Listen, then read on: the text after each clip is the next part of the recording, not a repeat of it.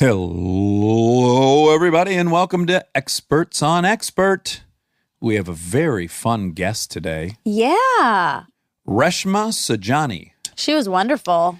She was really wonderful, and it was very, very intriguing to see two gals in a very similar situation take drastically different routes. Yes, we talked about it a little bit on here. You mean because she's Indian and I'm Indian? Yeah. That's right. And I was really excited to have someone else that had similar childhood dynamics as you in here. Right. We get a lot of white guys in here that I bond with, you know? Yeah. And she's a fascinating woman. She has a great book that's out right now called Fear Less, Fail More, and Live Bolder. Brave, Not Perfect. And you may recognize her as the founder of Girls Who Code, which was a New York Times bestseller, and just a generally fascinating person. So please enjoy Reshma Saujani. He's an armchair expert.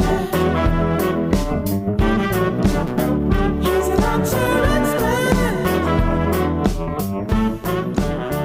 He's an armchair expert. We're so afraid to pronounce your last name. Saujani. Saujani. I don't know how to spell so. I'm dyslexic. How'd you tell me how to say my first name? Reshma or Reshma? Reshma. I said Reshma, yeah. And I do that too. Wait, it's not Reshma? Well, see, You say Reshma? if I'm talking to Indian people, I say Reshma, but it's really Reshma. I say Reshma most of the time. Yeah. Reshma is from Resham, which means silk. Ah. We have a good friend named Reshma. Yeah. So I was like, oh, she must be it's Reshma. It's Right. super common. It's like Jennifer. Yeah. But it's supposed to be pronounced Reshma. Really. You can say it. Yeah. You know, I've noticed that a lot of Indian names that have a T are pronounced just like, like Amrita. Yeah. But in India, it's Amritha. Amrita. Yeah. Well, you get that nice TH You add with an just a H. T. Da. Yeah. How convenient. I know. It should be like math. As close as we can get it to math should be the goal. Right. Do you agree with that, I guess. Reshma? I don't know you if don't I care. thought You don't have about a it take too on much. this? Yeah, no On this take hot on button one. topic? Just love math. I You do. want everything to be math. I do. I want the world to be predictable, and I want it to be able to be controlled, and I don't want to feel ever. You don't want a TH where there's only a T. That's right. So does that mean you like astrologers and psychics or not really? No, I can't stand them. I mean, God bless everyone who enjoys that. I think that's great entertainment. Yes, but no, lovely. astrology is. I had a very unique experience in college where, in an astronomy class, the astronomy teacher invited an astrologer or astrologist in, and we all wrote down our birthdays, and then this man handed out pieces of paper. Long story short, we all got the piece of paper and we read them. And then the person next to him said, yeah, this is exactly. And then he looked at this piece of paper. He's like, no, you're supposed. It turned out they were all one off. We all had our neighbor's piece of paper, and then we got our piece of paper, and we were like, oh yeah, this is me to a T. But we had just said that about the wrong one. Oh, don't tell me, so disappointing. I obsessed with psychics and astrologers. So. Oh, you are? Yes. How fun. Now listen, I'm supportive of it for you. I'm supportive of people who believe in God for them. Just personally, it's not for me. I don't believe in it. But if someone gets joy out of it and meaning in their life, then go Godspeed. Is that what we say? I think so. Okay. Well, Reshma, welcome to the attic. I'm really excited for numerous reasons that you're here. Oh, cool. First and foremost is that you and Monica, my soulmate Monica, have a shared experience to some degree as growing up Indian in this land of ours.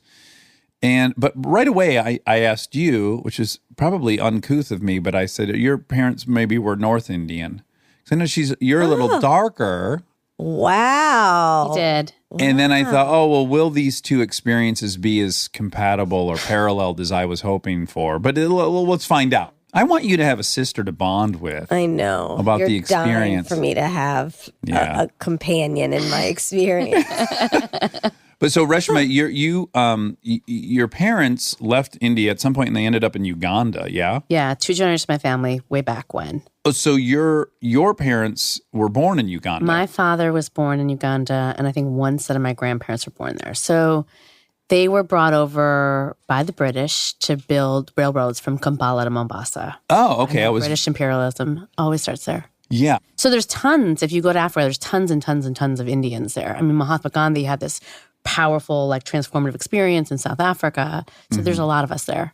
And when Idi Amin came into power, he kicked all the Indians out? Yes. What was the rationale for that? Nationalism basically felt like the Indians were taking away jobs from folks that had been in Uganda, and just kind of woke up one day and said, you have 90 days to leave the country or you'd be shot on spot. Now, he was a little crazy and known to be a little crazy. Sure. Yeah. If anyone who wants a entertaining course on Idi Amin, watch Last King of Scotland. Phenomenal movie. Great movie. Yeah, and our man Forrest Whitaker is. So that's the problem when you get someone as charismatic as Forrest Whitaker playing like an evil historical figure. I kind of dug him, you know? Yeah. He had like rhythm. I was like, oh, I kind of dig Idi Amin. Like he seems to know how to party. Yeah, I think my parents might disagree with you. But yes. So at what age were you when they left? You were not born yet, or you were born? No, I wasn't born yet. So my parents had a pretty huge family, right? I think, my mother had 9 brothers and sisters. My dad had 6. And so everybody was scrambling to get refugee status. Mm-hmm. And my parents were the only ones out of the family that ended up getting essentially status to come to the United States. And it was like the 1970s, and people here were like desperately seeking engineers. My parents were fortunate to be 2 engineers. Okay. And so my mother was pregnant with my sister. And so they literally got out a map of the United States. My father took out a dart. He threw it, and it landed in Chicago, Illinois. And that's where they went. The entire lucky throw for him. Good throw. Not Well, a ton of engineering jobs Yeah. in, say, Saskatchewan. Yeah, bad throw because of the weather, because they showed up in like January in like shorts. That's Which was true. not a good move. No. Yeah. But the rest of my family ended up in basically refugee camps all across Europe. And did they find gainful employment as engineers in Chicago? I mean, my father worked as a machinist in a plant. My mother sold cosmetics for a while. My dad always tells the story of like he would like send his resume out over and over and over, and he would get a rejection. And my father's name is Mukund. And I remember this recruiter told him, why don't you change your name to Mike? And have your mom change her name from Madhu to Mina. And that might make it easier for you. And sure enough, And it did. it did. He got a job. And so now let's get right into this, because I think this is a very fascinating thing. Do you like Yuval Harari? Have you read any of his books? Sapiens or Homo Deus, the new ones? The new one. 21st. Yep. Yeah, 21 Lessons for the 21st Century. He has a breakdown of the immigration issue that I found very enlightening. He put it in a way that I felt like did a good job of not vilifying either side, but just really thoughtfully explaining how both sides of this issue feel. What he said in essence was the people that are anti-immigration, they want the immigrants to assimilate. And if they assimilate, then they'll grant them first-class status as citizens.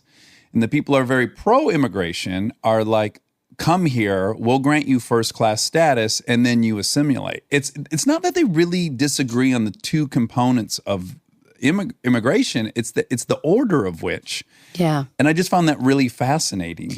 Yeah, and I definitely think my parents were on the assimilation front, changing their name. My father would go to Toastmasters because he was really wanted to get rid of his accent. What's Toastmasters? Toastmasters, Yeah, that's sad. You're getting sad. Yeah. I know it's really sad, but Yeah. he felt like if Toastmasters is almost like a public speaking club. Oh, like a workshop or... Yeah, so he would go every week and essentially practice speaking more American. I think to this get is rid of the cute. accent. You hate it? Well, It's sad. It's sad because I think assimilation is necessary, but to what extent? Where you have to change your name and your voice and all of you have to change your whole person to belong somewhere. That's sad to me. And no one's asking Americans who live here to change into something specific to exist. Well, but they've not gone anywhere. If they go to France and they want to get along and commingle with French people, they're going to have to learn French. That's expected of them. If I go to some other country, I go with the expectation that I'm going to have to follow their customs, their culture, all that stuff. Or I can choose not to, and then I won't reap many of the rewards that I would had I assimilated. So it's all kind of, to me, it's dispassionate, not personal math. if he had changed his name at home, your father, yeah, that's sad. If he got rid of his core values, that's sad. All these things that are your real identity. But if on applications he's going by Mike and at his job for 8 hours a day, Mike, I don't see that as a huge thing if that's your goal. Well, my father still signs my birthday cards, Happy Birthday, Mike. So He does? he Okay. really, I mean, because I think for him to be American meant to be Mike and to be accepted. And I mean, you have to understand, my parents came to this country late 70s, when in our neighborhood, there were very few Indians. My father didn't want us to speak Gujarati at home, because they wanted us to not get bullied at school. So my mother wouldn't wear her sari. When she wore her sari at Kmart, she would get harassed.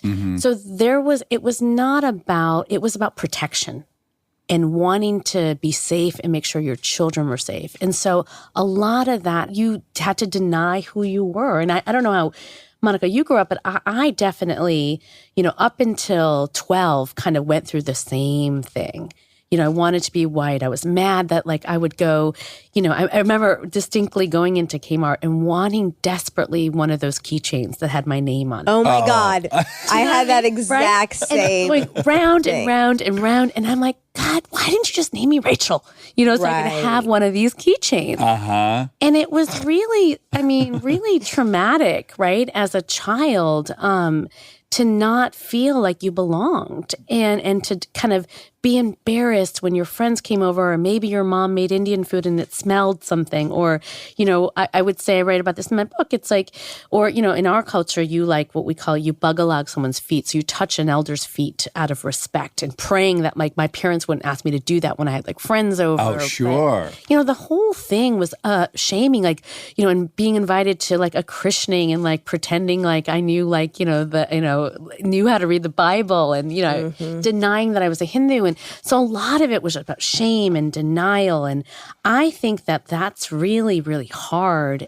Yes. Middle schooler. 1,000%. And I become intimately aware with this story because Monica's is the exact same. It's Yeah, except mine is, it's a little less fair to my parents because my parents are you.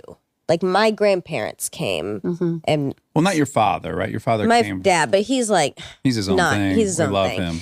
him. But my mom's parents came when she was 6. So she grew up in Savannah. So she sort of had your experience, I would say. But I still took all of that on kind of for no reason. I had the keychain thing, but sometimes my name was on there. My name's Monica. Yeah. It's a totally American name, but I would still I still was burdened by all those things, and maybe it wasn't as fair. Now I'm seeing as an adult, Because it was worse for her? Because maybe some of it wasn't real. Well, and it's just it's hurtful to be embarrassed or shamed by your parents who love you so much. So you're at one point, how could you not want to be included? No one wants to be excluded or excommunicated. You want to be on the in group, but you have this obvious thing about you. Your skin color is different. And then now when you go to your house, yes, it might smell different because of the food. Your parents have accents. Maybe they dress different. All that stuff is just piling on your total fear of being excluded. And then though, and this is where your mind gets tricky, then it becomes confirmation bias. So you're now looking for all the many ways that you're excluded out of pattern. So you're not finding Monica, although Monica's an American name, but it falls into this just general feeling of being excluded. Yeah. And it gets really hard to unravel our thoughts and our feelings and what is our stuff and what is culture. So I just want to back up and make it very clear. It's important to parse out these different things. So there's assimilation. Then there's people that are being racist, bigoted, all those things, which is horrendous. No one should be making fun of anyone at Kmart because they're wearing a certain thing. So patently wrong, right? So there's many facets to the whole thing. And one is if I go to, in my opinion, if I go to, Mexico and I want to move there and no one can pronounce Dax and I want to get a job, that's not a personal issue. Now, if I'm at a store and everyone's pointing at my ugly white skin, now that's something that's on them. And, it's just, there's so much there to unpack. There's no blanket statement that'll work for this thing. I think, though, there's a narrative about America, and that America is, a bunch of different cultures with lots of different funny names and lots of smelling food and lots of different accents. And so there's not one definition of what it means to be American. And I think one of the things for me is I went through, in the 70s and 80s, I was bullied at school. I did get beat up because of my skin color. My house was TP'd and spray painted. And I went through what you said, which is like, they're just not going to accept me. Yeah. So I'm going to find people like me. And so much of my social circle became Indian. So much of who I hung out with was that. And so, but then when I got older, I remember the very time I remember reading about a girl that was, I think, South Asian, and she was homecoming queen of her school. It was like, wow, it's changing. Yeah. And you saw this really huge change, I think, happen in the 90s and 2000s, where you saw people who looked like us on covers of magazines and in television shows, and you saw interracial relationships, and you saw acceptance. Mm-hmm. And now again, right, when we watch the video of those boys at the school, you know what I mean, and the Native American man, you feel like, again, we have this kind of movement towards nationalism. And I think it's scary for someone like me who lived through that period, came out of it, and now see us regressing. People are looking for the group they belong to and then defining themselves by the group that they don't belong to. And that's just bad hardware that we have, Yeah, it's like the eyes of the eyes of the oppressed becomes the oppressor. Mm-hmm. Right? Mm-hmm. Okay, so what's interesting though is that Monica crushed being a white girl. So she I did. she had posters of Friends in her room. She was on the cheer squad. They went to states and she won. So it's interesting that you eventually had to find your way back to your community out of last resort, it sounds like. 1,000%. I dated only South Asian men in high school and college. My definition of cheer group was doing Garba, which is an Indian dance, competitions. All of my friends, Junku, Julie, Reshma were all South Asian. We didn't go to the homecoming dances. We had our own homecoming dances. Wow. It was a whole South Asian mafia. And right, did you feel a lot of camaraderie? Like I'd imagine, 1,000%. yeah, I would imagine that you almost are bonding to those people on a deeper level than even I am in my white in group in my high school, because there's this shared experience you guys are all going through. Yeah, and we all kind of started wanting to assimilate, right? Wanting to be white. And then all of us failed in that, whether through some traumatic experience that I had or, liked a boy who didn't like them back, and then ended up. That's the defining moment for Monica. But it didn't stop me. And then ended up finding community with each other. Yeah. That's sweet. And then that carried on to, well, you're married currently to To a brown man. Is he Indian? Mm-hmm. So you fell into the expected pattern, the kind of stereotype I would apply to the first generation Indian daughter is you became an overachiever, yeah? Mm-hmm. Total overachiever.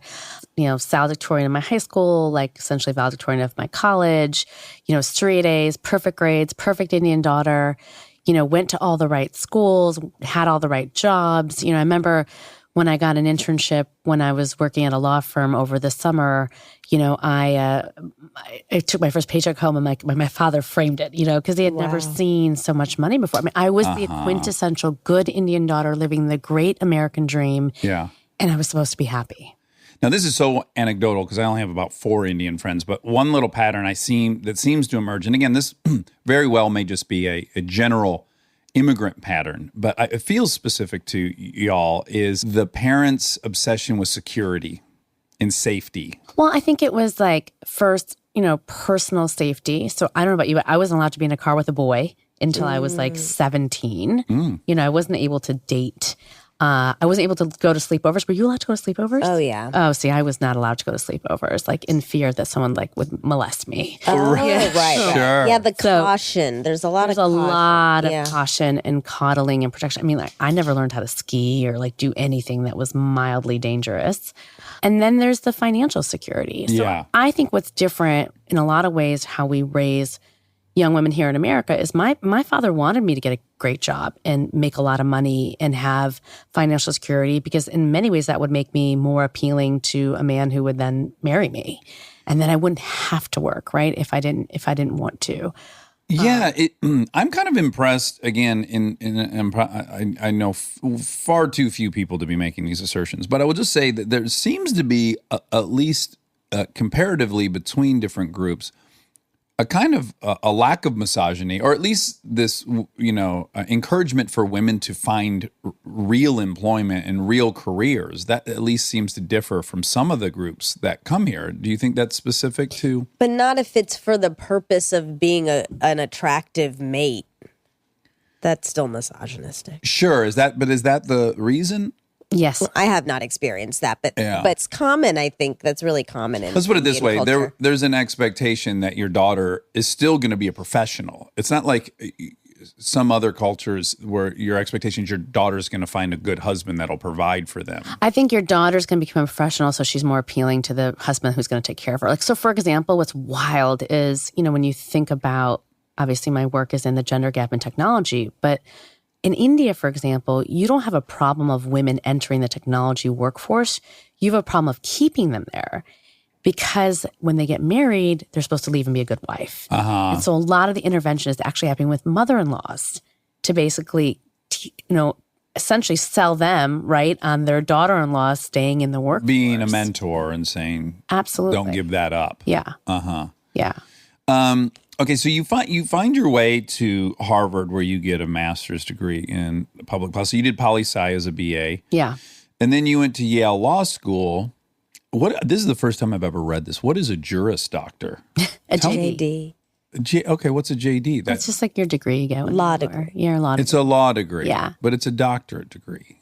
I think it's just called That's just called that. It's called that. Yeah. Okay. So I don't have to call you Dr. No. Reshma. Okay. But you want to. I would have liked to. I'm happy for you too. So I go to Schaumburg High School in the Midwest. I know you're from the Midwest too, right? Nobody there really goes to Yale or Harvard. But I'm the overachiever, and I also want to get out of Dodge. Like, I am like the ambitious young woman trying to like make it in the big city. And I think, if I go to one of those Ivy League schools I hear about, like, I'll get a shot of being accepted, of being seen as smart, and, I can go be president of the United States. So I have it from the time that I'm like 13 years old that I want to go to Yale Law School. And I get into the University of Illinois. My parents couldn't afford to send me anywhere other than that. I had like a full scholarship. I'm pissed, because I think that, I should be that. Sure. And so, it's a huge failure to have gotten that full ride to the University of Illinois. Huge failure. Study my butt off, do nothing really that much fun, but end up at the top of my class, graduate in 3 years, and I am going to Yale Law School. I take the test first time, don't do so well, not a good test taker. Take it again, keep taking it, keep not doing well enough to get in. Finally, I settle on Harvard, go and get my master's, right? Slumming it. Yeah. Puke. And finally I get onto the wait list of Yale. Now, everybody in my life thinks I'm like literally losing my mind, right? Because I have this massive obsession to get this credential that I think is going to open up every door for me. Yeah. What's going to make you worthy of love and acceptance? Right. Who wouldn't love and accept someone with a Yale degree? My mentor at that time is this incredible man, Judge Leon Higginbotham Jr. He was one of the first Black federal jurists.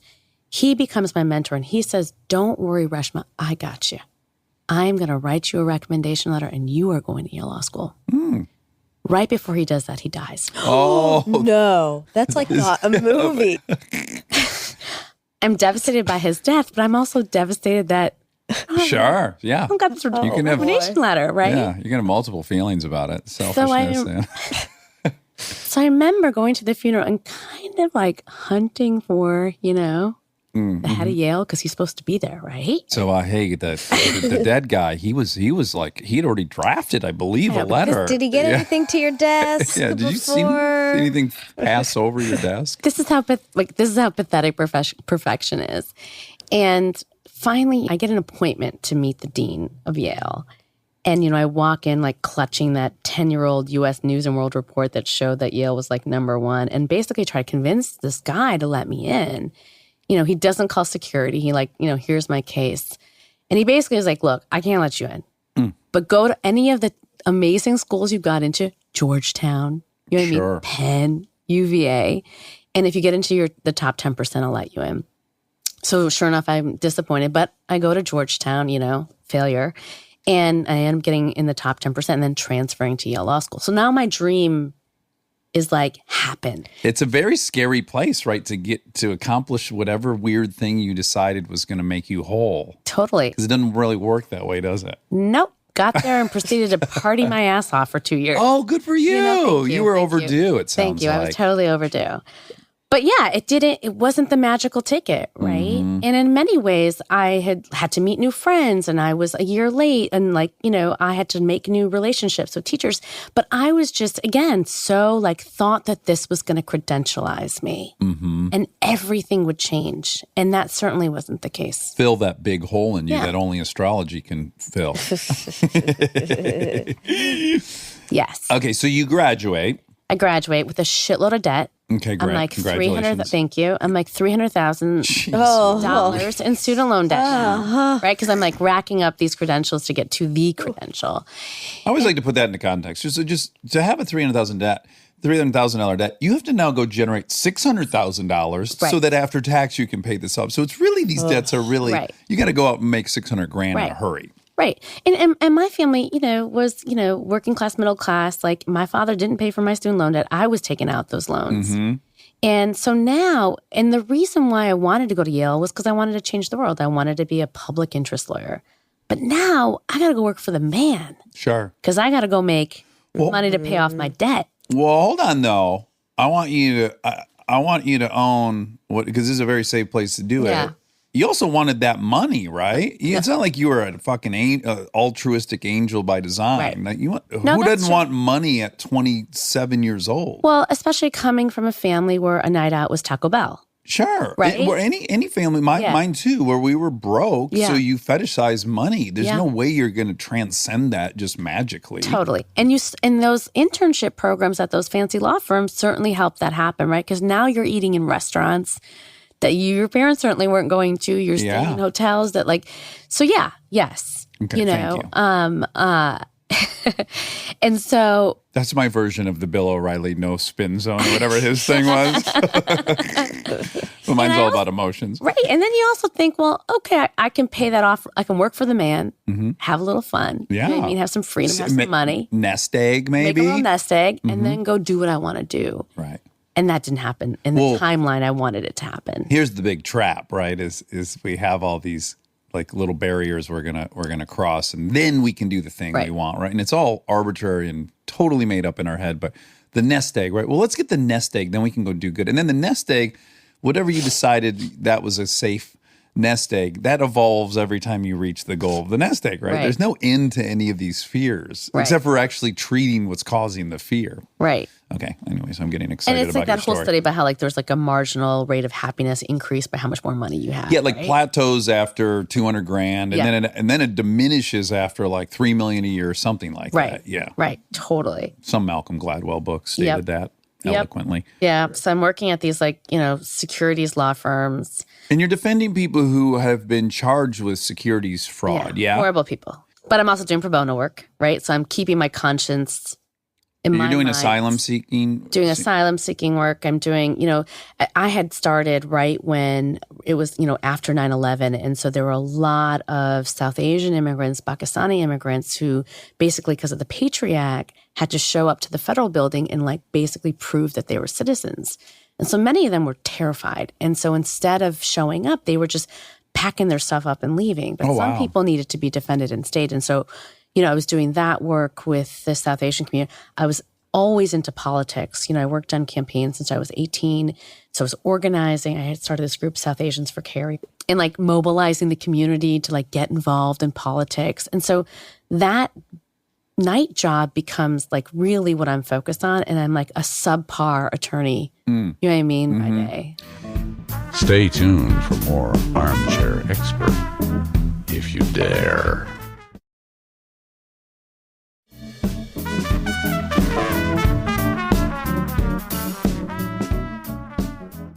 Okay, so let's just or we won't dodge any of it because it ends up playing a role in why maybe some people are suspicious of you when you ran for 1000%. For public office. And I think the best way to do this is to kind of evaluate both sides. So let me just state my position on it so you know where I'm coming from. I think Bernie Sanders, is as lovely as he is, and I am a Democrat and I am a liberal, as lovely as he is, I think he is incredibly naive about his notion of eviscerating Wall Street and that they're the bad guys and the boogeymen. I think he's underestimating what percentage of our GDP is Wall Street. And I think it's naive, to say the least. And I don't think that Democrats or liberals should be anti money generation or wealth creation or any of these things that service is, Wall Street, ultimately, the end result is people get money to start businesses and they get capital. That's what the whole thing's feeding, right? So I am not anti any of that. Now, I am anti their persuasion over our lawmakers. That's very troubling to me. Yeah. There's way too much money in politics. Yeah. So at one time, I think it's naive to just be against Wall Street. And yet at the same time, I do think they are incredibly powerful and they spend a ton on lobbying. And I also think that they are completely irresponsible and reckless. And they are what took me away from the Libertarian Party, which is in the 2008 crash.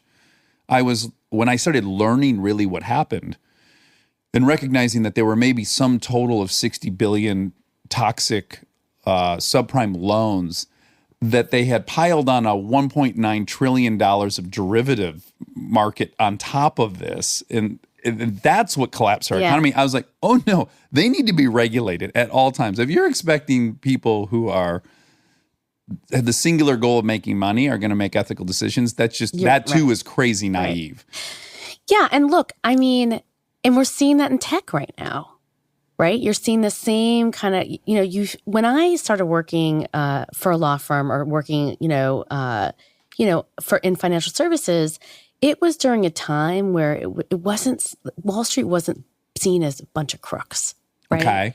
And I think for me, in my late 20s, I was seeing it as like a place to work and a job to pay off my loans. Mm-hmm.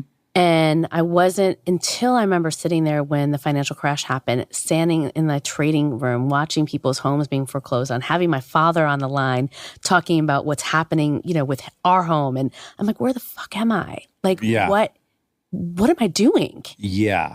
And you're with the wrong group. I was with the wrong group. Yeah. And I don't think if I was honest with myself, I don't even think I really understood what the hell a derivative was. Yeah. And so this is like, and this is something that I tell young people all the time. It's like I wasn't operating with my heart and what I needed to do. I was operating because I wanted to pay off my loans. I was like, making money is a good thing. Like, you know what I mean? I'm able to do something for my family. And, Yeah.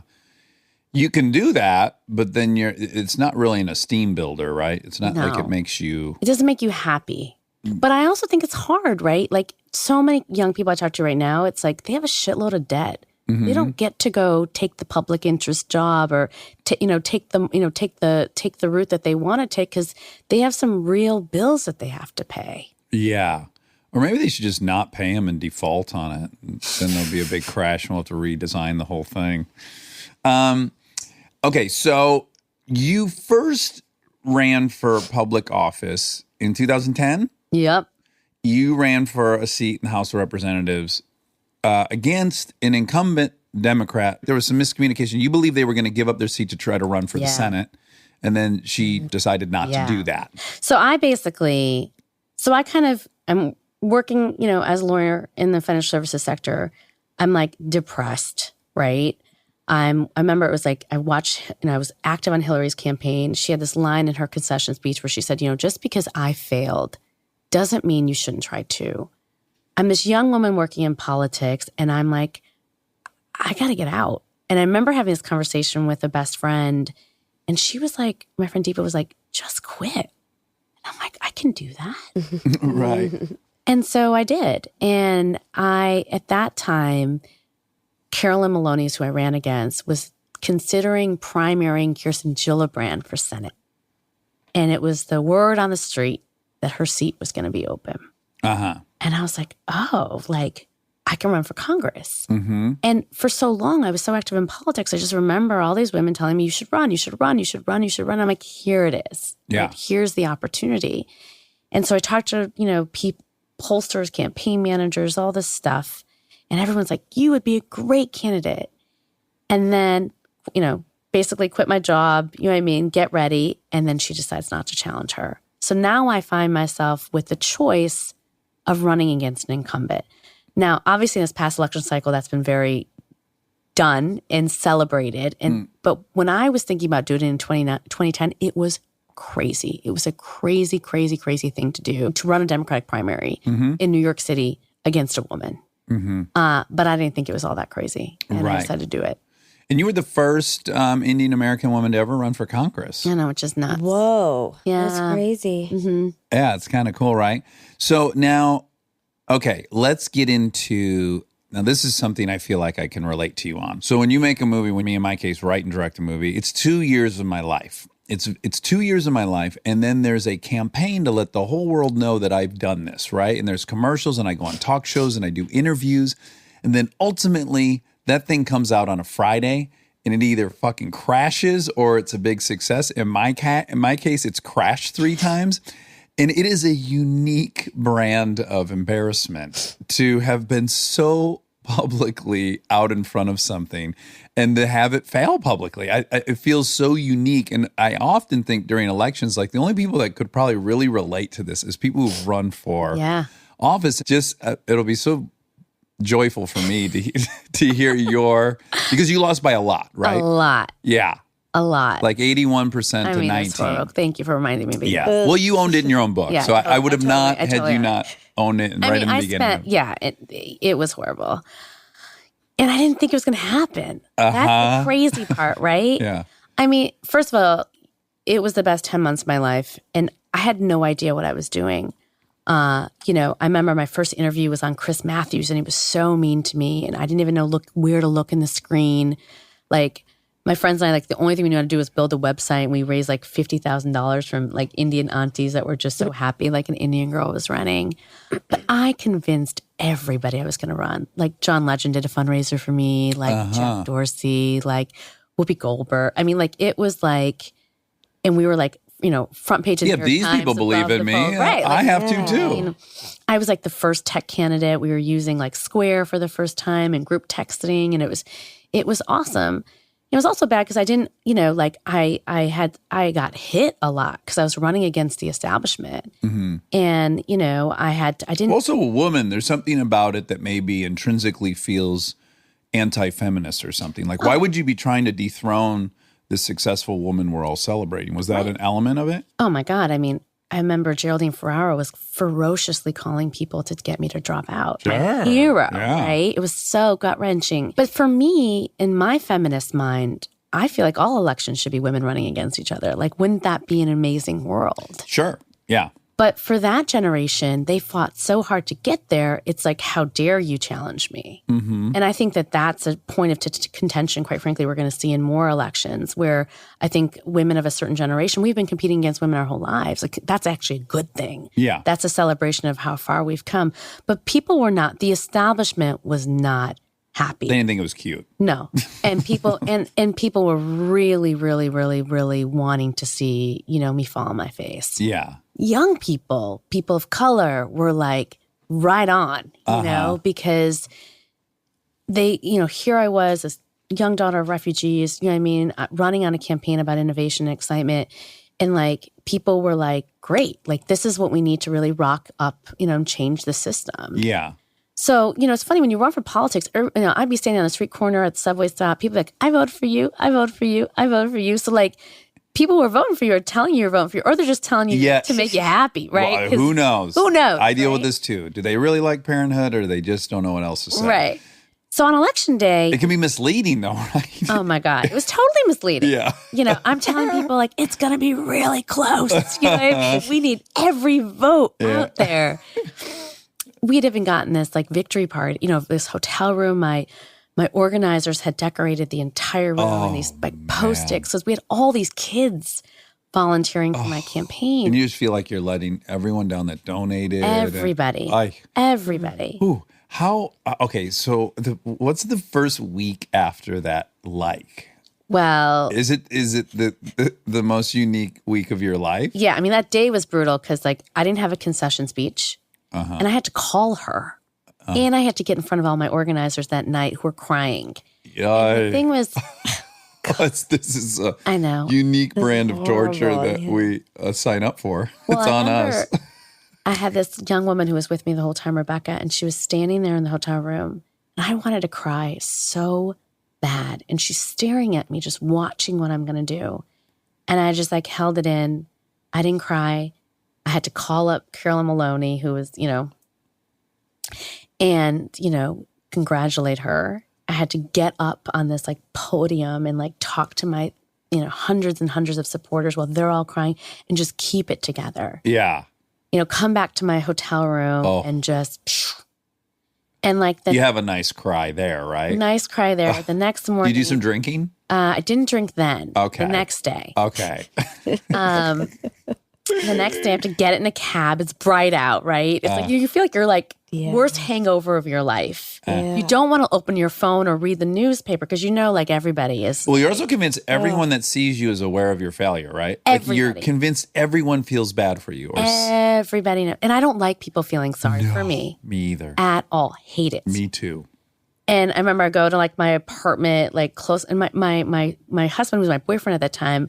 He's so sweet. He was I remember he was like buying my next campaign website. Oh, we like him. nice. Mr. Meta. And I was just devastated. And so, the next week's horrible. I have to call people and thank them. I have to answer my emails. I have to read every article that talks about how I was slaughtered. I mean, slaughtered. Well, you didn't have to read those. You chose to read those. I chose to read them. Yeah. those articles don't do us any good. And I just didn't want to get out of bed. And my husband bought me a dog Okay. to That's smart. make me get up and Responsible to take care- something. Exactly. Stanley, who also saved me. But what was crazy was that I cried a lot. I drank a lot of margaritas. I kept asking the same questions. What happened? What happened? What happened? What happened? My father was like a good immigrant Indian dad, sent me an email of like the 10 things I should have done better. Oh no! Thank you, Dad. Thank you, Dad. Oh no! But you know what? Then I was like, when's the next race? Okay. Holy shit, I did not die. How And I long learned before? that bravery was a muscle. Honestly, I really think like I had a month of spinning and asking questions and boozing. Yeah. And then I was like, I'm ready. Curious if you did what I did during those periods, which is you start building the future for yourself, and you're creating an identity, as we all are at all times, right? We're writing the story of our life in our head. So I have to imagine for 10 months, you were going to be a congresswoman. Oh, yeah. And then when you were a congresswoman, you're like, well, I'll be living in DC. And then you start thinking about where you live. And then you just build this entire future for yourself Yeah. based on this. And then when it goes away, you have this panic of like, oh, fuck, my identity that I've created that was going to last minimally for the next 4 years, that's out the window. Yeah. Now I need to figure out who Reshma is again. Well, the thing that I want this gift for every woman is before that congressional run, I had a life, the perfect life that I hated, that I was miserable in, that I was like drinking a bottle of wine, I feel like every night to live from. And then I had this beautiful experience where I lived my biggest dream and I lived my best version of like my life. And it was so joyful that when I lost, it sucked that it didn't work out for me, but I knew what it felt like to chase something I really wanted. And I was not going back. Yeah. Did you find yourself saying, because I'll have these pep talks with myself where it's like, I refuse to let a shitty weekend define what my experience for the 2 years leading up to that weekend was. Because the 2 years leading up to that weekend is the highlight of my life. It's Yes. the most fun I can have on Right. planet Earth. And I feel irresponsible to define or color that whole experience by the outcome. Yeah. So you find yourself going like, no, you know what? Fuck that. That 10 months was like some of the best time on planet Earth. Totally. And I don't want to dishonor that. Totally. Because for so long I lived my life like, if it's not going to work out, why bother to even try? right? Yeah. And so for me, I learned how to the anticipation that it could happen was so exciting. And I found my truth. I found my happy place. I found the thing that I was meant to do in my life. And I was so grateful for that. I was like, I'll win the next election. I learned. I experienced this. Now I know what to do for the next one. And Oh, not me. I don't think I'll ever direct a movie that'll open big, which is not to say I won't ever direct a movie oh again. no, maybe I'll never win an election. You might not, but if you love the process of running, then Yeah. fucking who cares? That's Yeah. the bulk of the experience. Yeah. The bulk of the experience isn't the 12 hours of celebration. That's like the most minuscule part of the whole thing, It's a right? powerful lesson.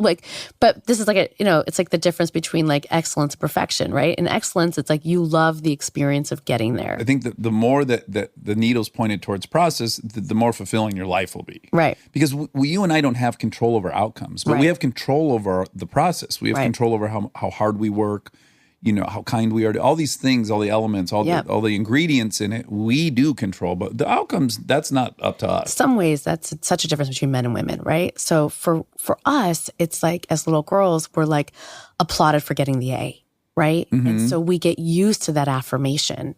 And so we start thinking about the outcome and not the process. Yeah. Right? Because we're validated by winning, by succeeding, by working out, by getting the A+.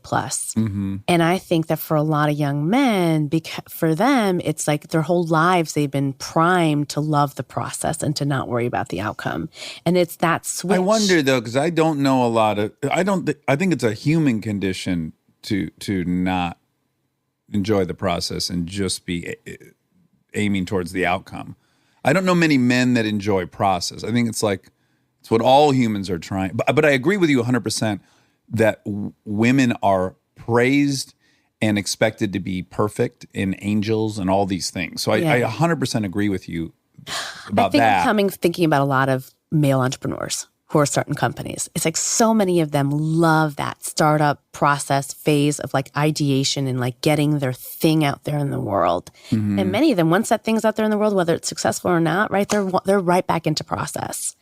It's that creation element. And look, I think there's women who too are. Well, also excited about the that. things that the conventional or traditional ways that females will succeed or excel in K through 12 is grades, right? Which is a singular, solitary experience. Whereas sports is a whole avenue that is a team experience. It's a shared experience. So yes, that I will acknowledge in a heartbeat that there's a more group process mentality to say sports and different team things that women don't seem to be encouraged. Like I don't, a dad's generally not going to be bragging that his daughter won some soccer game as much as her grades. It's Right. just, And we've changed that. yeah, we got to. Yeah. I'm all about how good she rides a bicycle or a dirt bike. Okay, so when do you start writing books? So I start writing my first book as therapy. Women Who Don't Wait in Line. Yeah, that's like my post-election. Because, this whole idea of like how angry I had made women by running for another woman because I hadn't waited my turn. That's what pissed people off. How dare you just run out of the gate? You didn't work for this city council person and put this time on your community board. Like, who do you think you are? And I think, again, that is very particularly something that we do to women. So I wanted to write a book. And the other thing is that when I kept making those phone calls, right? Thank you for your contribution. I lost. People are like, well, no. It was the most successful campaign ever lost. I'm like, no. I failed. I lost. And it's okay to acknowledge that I lost. But it made me realize how uncomfortable oftentimes we are as women about failure and rejection. So I started writing a book about this idea of failure and rejection, this idea of community, this idea of sisterhood, and this idea of my journey, right? And all the doubts and all the things I had. And it was very much therapy. So I put that's my first book that I wrote. Yeah. Now, I disagree with your dad sending a list of 10 things you did wrong, but I also am a little concerned about your conclusion being that the system's broken. So to me, I'm wondering what internal lesson did you learn? What self-reflection did you go, I could have done X, Y, or Z better? Because if the conclusion is the system's wrong, the system's certainly an issue, but there's also got to be some personal lesson. Well, right? I think it's both the system and ourselves as women. So I think oftentimes we think that we have to wait until we're the perfect leader to lead. Right? And so oftentimes when you think about women who are running for office, they'll say, well, I've never raised money before. I've never won a local office. I don't know how to write a speech. I don't know that position on, Syria. Like, and we'll think of all the reasons, all the things we're not, quote, ready for, and then we don't run. Mm-hmm. Whereas men are like, we're inherently entitled. Right. Oh, we deserve to be. I raised $100 for grandpa's birthday. Like, I'm ready to be congressman. Yeah. So for me, it was this idea. I was born to lead this I was born thing. to lead. Yeah. For me, it was like this lesson of like, you don't have to be perfect to lead. Mm-hmm. If you have it in you, if there's something you want to say, there's some change you want to make, run. Mm-hmm. Don't wait in line. And that's what I mean, I think, about, quote, the system being broken. I do think, Dax, we are harsher on female candidates, Mm-hmm. and it is tougher for us to like fake it till you make it, right? I 100% agree. And so how are we kind of acknowledging that and making structural changes too? So to me, it's about what's a change that we can do in ourselves. And this is why I'm like in the throes of building a bravery revolution, right? Mm-hmm. Igniting that within ourselves to just try. But I guess what I'm asking is it your opinion that if we were to completely rid this whole country of the systemic, institutionalized sexism, that in that environment you would have won the election? No. Okay. I'm not That's saying where, that. okay. That's Yeah. what I just wanted to see if there was any, I can just tell you for Yeah. myself. It's a bummer my movies don't work. What I have to acknowledge about myself is I still think I made great movies, but I can acknowledge what I find appealing, the kind of movie I want to see. I don't have a broadly appealing sense of what most people want to see. I can admit that to myself. Yeah. I've now learned that 3 times that I want to see a love story in a car chase movie. Well, most people don't want to do that. Girls don't want to see a car chase movie and guys don't want to see a love story. So I found the tiniest little sector to aim at, and that's on me. Yeah. Ooh, I love this. So my 2010 takeaway was that I didn't run as myself. Oh, there we go. So Now we're talking. I would wear the perfect little J. Crew suit. You know what I mean? Like, I wouldn't wear my hair. I'd try to look smart and put my glasses on and my hair back in a ponytail. I practiced and memorized my speech over. I wasn't connecting with anybody. When people questioned, why did you work on Wall Street? I didn't fight back, right? I didn't tell my authentic truth. Uh-huh. And I lost. And I may have lost also because it's damn hard to win a Democratic New York primary. Mm-hmm. But for me, that race was all about like I needed to be me. But I like that because there is something unique that happens in politics, right? Which is not all of us. Some of us are on this perfection trajectory. And the ironic thing is that we believe that through perfection, people will now love us and accept us. We don't realize that being perfect, appearing perfect, is actually kind of alienating to all of us who don't feel perfect. And so often people vote for someone who's kind of a dumbass, but seems like someone they could drink beer with that won't make them feel shitty about themselves. So 1,000%. Yeah, so it's really ironic. But that's a huge lesson for us as women because that's not what we're told, right? We're taught if you study and you practice. I mean, so much of I think people just want authenticity. Like, tell it to me real. Yes. Because I feel shitty, and if you feel shitty, that makes me feel like I can relate, and I don't feel bad about myself. Yeah, there's comfort. There's so much comfort. I didn't know that at 33 when I ran. Yeah. And I was trying to be the Congress lady. Uh-huh. Yeah. And very earnest mistake to make. You're told you need to. It's not just that I assume, it's not just that you just decided to do that. That's the roadmap. Yeah. I mean, I'm just saying to take it off you a little bit. We as a society have decided this is what it looks like for a woman to do this. So it's hard to be like, I'm going to scrap all that and do my own thing. I'm going to look like Roseanne season 2. Yeah. That would be a huge leap of faith when you're already doing this thing that's hard enough. 1,000%. Yeah. 1,000%. Okay, so your next book, which now this becomes a big part of your life going onward, is Girls Who Code, right? Learn to code and change the world. And then you also downstream from that is a nonprofit that you have, which is Girls Who Code, yeah? Yep. Okay, so tell us about that book. Because I think there's going to be you and I can have a juicy little debate, like a 5-minute debate about this. Yeah. I'm scared. Does that excite you or scare you? I'm a lawyer, right? I'd love to fight. Oh, good. So let me do, so I lose the race and I say, okay, I'm not going back to the private sector. My father gives me permission not to do that. I give myself permission not to do that. And I'm like, okay, of all the things that I saw, what's the thing that I feel like I can make a difference on? So I feel like you might be saying, so ever since I was 13, I worked at Baskin-Robbins, The Limited, retail, telemarketing. I always had a job. And when I looked at, I saw so many kids on the campaign trail, so many boys that were studying computer science and robotics, and they clearly were gunning for all these, quote, tech jobs that were coming down the pipeline, but there were no girls. So I thought, if I really want to create opportunity for girls and women, this is the issue where I think there could be some leadership on. So I did my little lawyerly thing and looked at all the organizations that were out there that were teaching girls to code, and there wasn't anything. Okay. And so I came up with this idea called Girls Who Code, where I would pick 20 girls and we'd teach them how to code in a technology company. And, and then we would see what would happen. So I borrow a friend's conference room, like I handpick 20 girls. I make sure half of them are under the poverty line. I recruit someone to design the curriculum because, I'm not a coder, so I don't know what the hell I'm talking about. Yeah. But you see that the future is computers. The future is this. Yeah.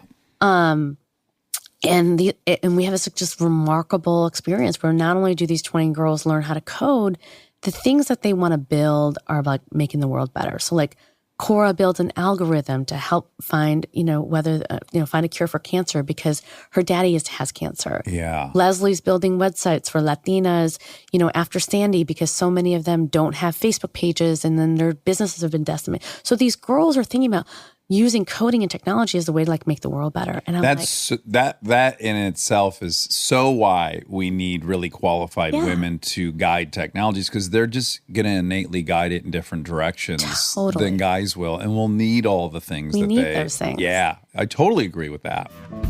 Stay tuned for more Armchair Expert, if you dare.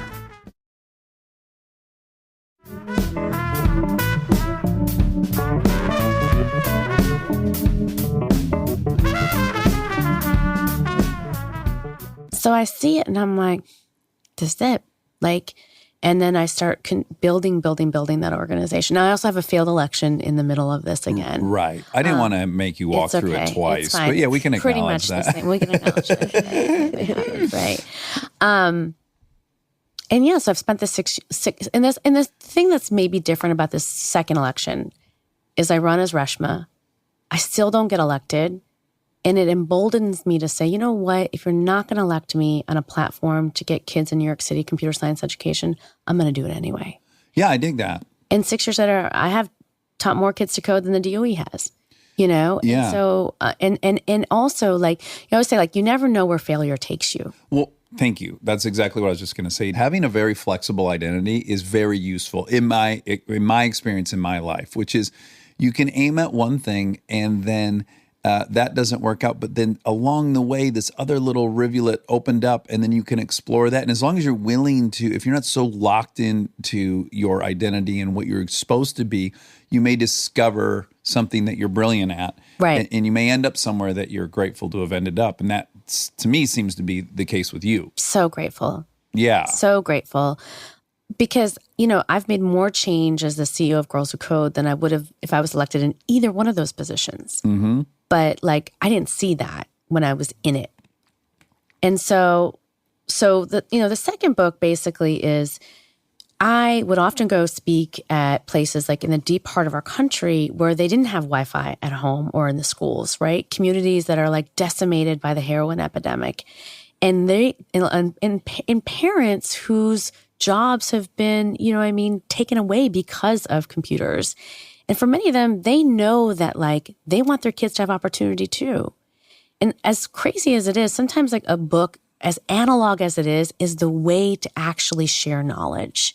So you can learn about why you're framing an issue, through a book. And that's what inspired me to write my second book, Girls Who Code, Change the World, because I felt like this was a way of getting this knowledge in the hands of so many people, and the lack of computers, the lack of Wi-Fi was not going to prevent them from being part of the 21st century.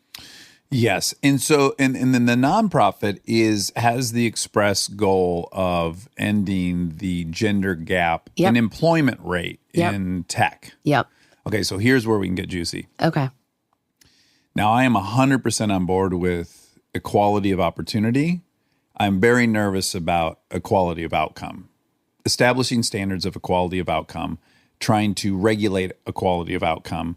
Again, I think everyone should have the exact same access to everything.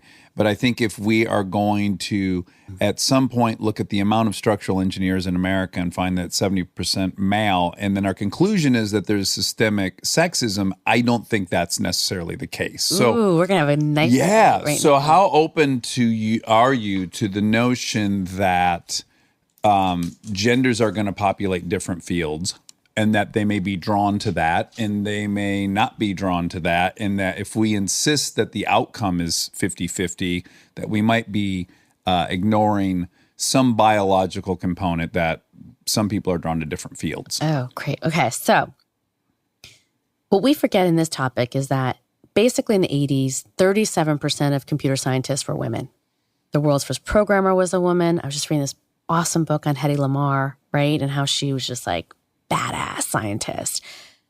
Then when the personal computer came out in the 80s and you had people like, Steve Jobs, and it was very much targeted as a toy for boys. Mm-hmm. And all of a sudden, the world, society was like, oh, like you could like start a tech company and be a billionaire.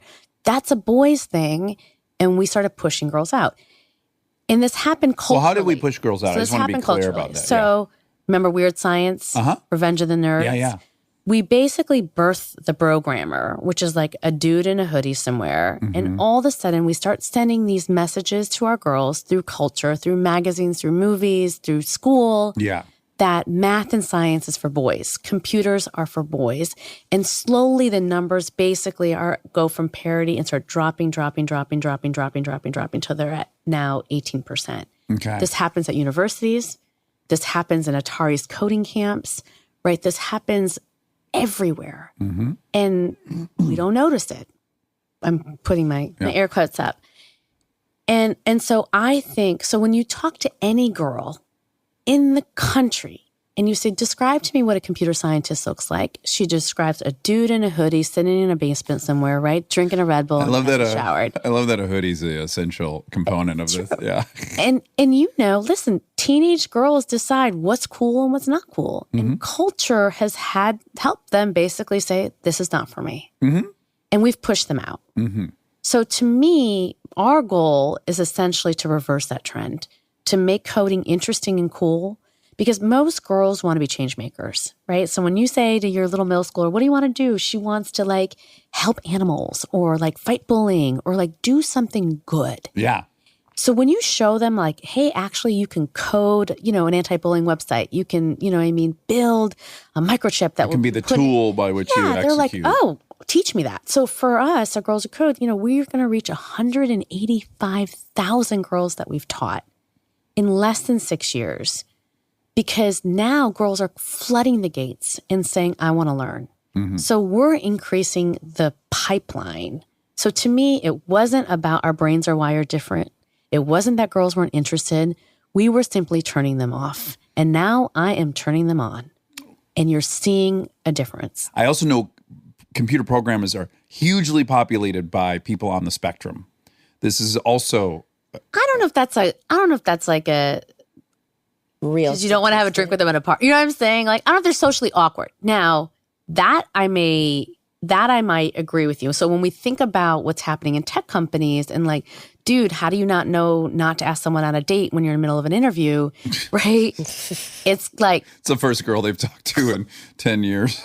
They're like, oh my God, I got to do it now. I might not see another one for a decade. But this is kind of real, right? No, I know. When you think I'm like about- sympathetic to people on all the sides, and I don't want my daughter to get asked out on a date and an interview. So yeah. But and the reality may be that Google needs to essentially train, these Yes. dudes. But that to me is not about genetics. Mm-hmm. That again to me is cultural and something you can actually change, Mm-hmm. and something we need to acknowledge that should be part of your HR training, possibly. I couldn't agree with you more. And again, I believe that access should be universal, and I believe culturally that women should be just as encouraged as guys are. Now, Monica and I fought about this the other day, and you can join in. I don't believe there is a barrier to access to chess. There's not. There's a chessboard in many, many people's homes. There's never been a barrier. I don't know why, but men are chess champions. I don't know what goes on in their brain. I don't know about the spatial intelligence. I don't know why that the grandmasters are men. It certainly is accessible to women. And is it okay that we might live in a world where men are better at something and women are much better at something? Is that okay? 1,000%. What I don't like, or what I will fight against, is the fact if culture pushes girls to like certain things because that's what girls are supposed to like. Mm-hmm. And that's, and I did a lot of research for my new book, Brave Not Perfect. And so much of this stuff starts at 30 months old, and it's culture.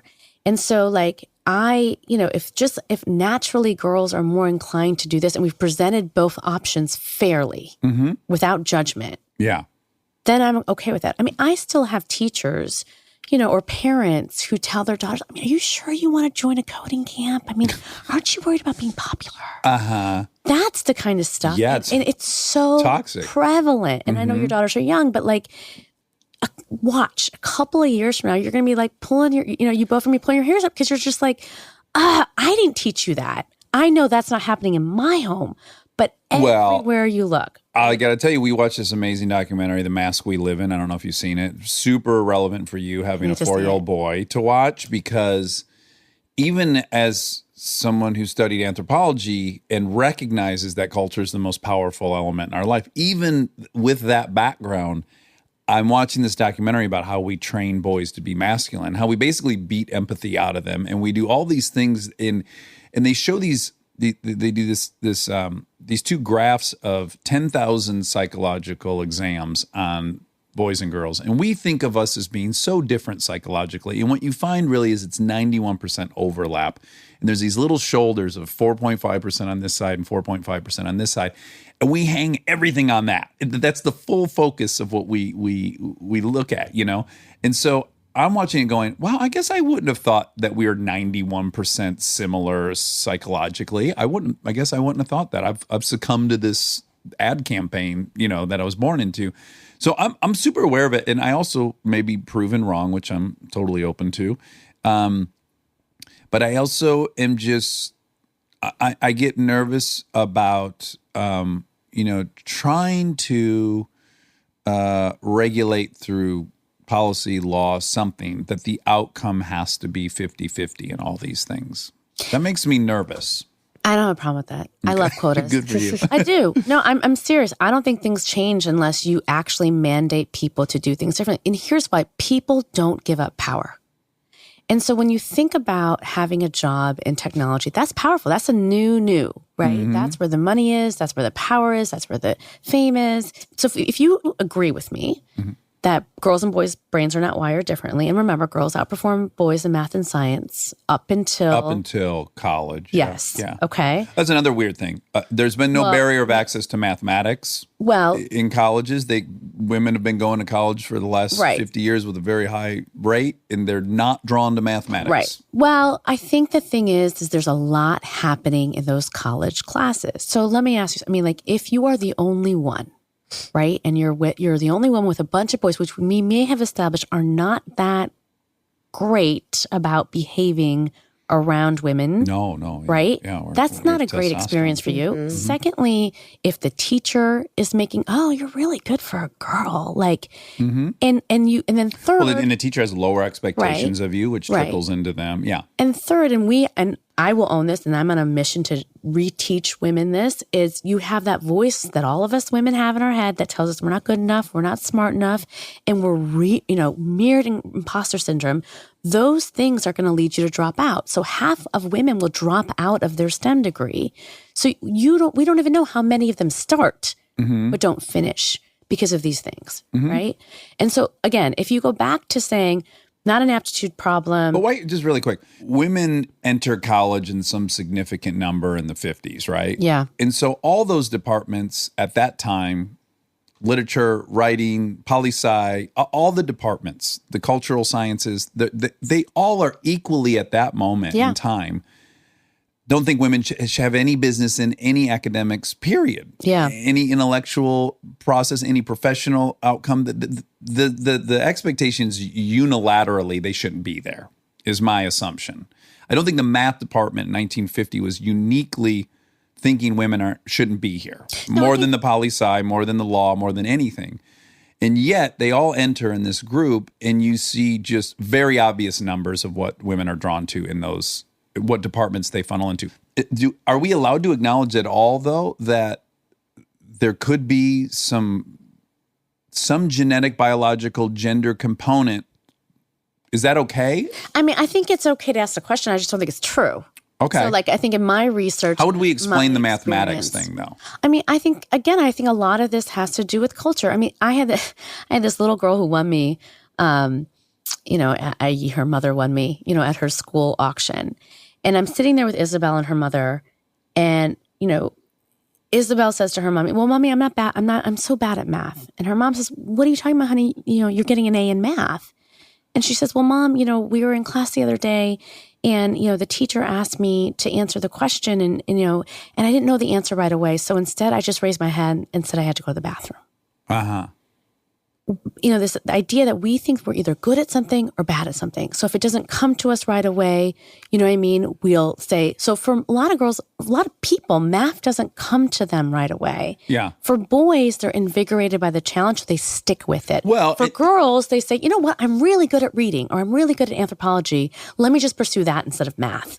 And it's the perfectionism problem. Well, and I would accept the explanation that certain fields in academia require arrogance. Now that I could accept. You go like, oh, for whatever reason, to be a sociologist doesn't require this level of arrogance and entitlement because you believe you should be the leader of these 150 people. Or someone who wants to be president. There is a unique recipe of arrogance and entitlement there. And I very much would believe, if we identified that math was one of those things, and we also know that we're applauding women for being cooperative and flexible, and our heroes in society are men who buck the system, and we're mavericks, right? So then that all starts to make sense. But I definitely need the component where you demonstrate to me that math is one of these fields that would require an essential ingredient that we're not bestowing onto females. I think that math, for those people that are good at math, they have to basically stick with it. And it's one of those things that just don't come naturally, that take a little bit of more time and grit. And I will say that for a lot of girls, because we have been coddled and protected and given the trophy when we're not number one, challenge isn't something that naturally appeals to us. So it's like, I've seen this with coding. Like I always tell a story with coding, when girls are learning how to code that first week, they'll literally say to their teacher, I don't know what code to write. And the teacher will go to the computer and she'll see a blank text editor. But when the teacher presses undo on the computer, she saw that the student wrote code and then deleted it. Mm-hmm. Instead of her showing the teacher, hey, I did this, it's not right, show me what to do better, she'd rather show nothing at all. It's the same thing when you're learning a skill. So for girls in math, if they're getting a couple B's and maybe a C and maybe an A minus, they're like, I'm not good at it. I'm just not going to pursue it anymore. Boys are not like that. Also, it has to be cultural because there are cultures, there are countries of, like in India, there are tons of girls. My mom's a computer programmer. She did that. She is. She did that because that's where the jobs are. They're just trained more like, where's the opportunity? We're going to seek that. And there's no shortage of women there doing coding and doing computer stuff and doing math stuff at all.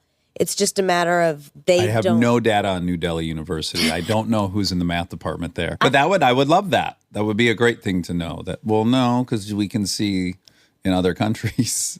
Yeah, the women are doing that. Yeah, just the point you just made, which I love, is, and this is being advised now to parents like us who have young kids now, is stop saying you're so smart.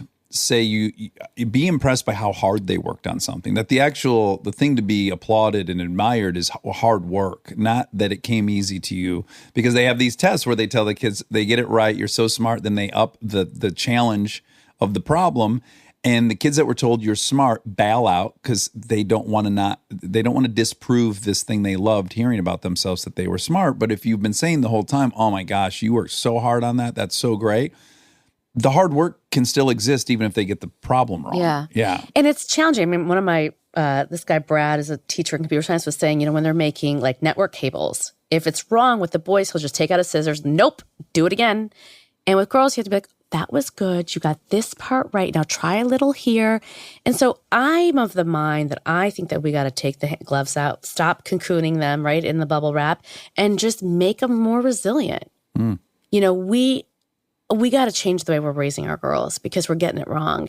But boys and girls, we need to change how we're raising everyone. No, you're right. Listen, I found out I was having a boy, I cried because it was like so off-brand, but I'm okay. God gives you what you deserve. But yes, I mean, my husband, I mean, he's going to hate me, but anyway, I'll tell you anyway. My husband's a feminist, and when Sean started getting scared of the dark, right? And so I went to buy my baby, bought him a nightlight. I take him upstairs, plug in the nightlight. I go into my room. 20 minutes later, I hear my husband coming up the stairs, unplugs the nightlight. Sean screams, and we would just do this dance. Yeah. And I was like, he's trying to make him dude, tough. What is your problem, Nahal? Like, he needs a nightlife. And he's like, no, he's got to be tough. We got to make him strong. And I said, Nahal, if Sean was a girl, would you let him have the nightlight? And he paused, and he was like, yeah, I would. Yeah. Oh, yeah. Yeah. I thank my stars daily that I don't have boys because I'm so hardwired from Detroit that no, if a dude says something to you, you got to punch him in the nose or it'll happen for the rest of your life. You got to punch, like I have all these things ingrained in me that would be so challenging for me to overcome because what your husband's weighing in his mind is, sure, I'd love for my son to be a beautiful flower. If he could go to a school with all beautiful flowers, I'd do it. And then if he entered the workforce with all beautiful flowers, I'm in. But other guys aren't raising their boys this way. So is he going to be a victim to how the other people are raising their kids? That's what you're weighing in your head. It's like, I might do something wrong I know is wrong, but he may suffer less. So it's very complicated. Yeah. These aren't easy decisions. Well, listen, I love the Gillette ad about, toxic masculinity. Did you guys see that ad? No. Okay, you guys got to see it. But because I think the other question, especially kind of post Me Too, right, is that what is the work that we have to do on our boys and our young men? And I think, for example, like a lot of, Trauneberg talks about this, like you've seen so much courage amongst women in Me Too. And I think the question is we need to also instill the courage amongst men.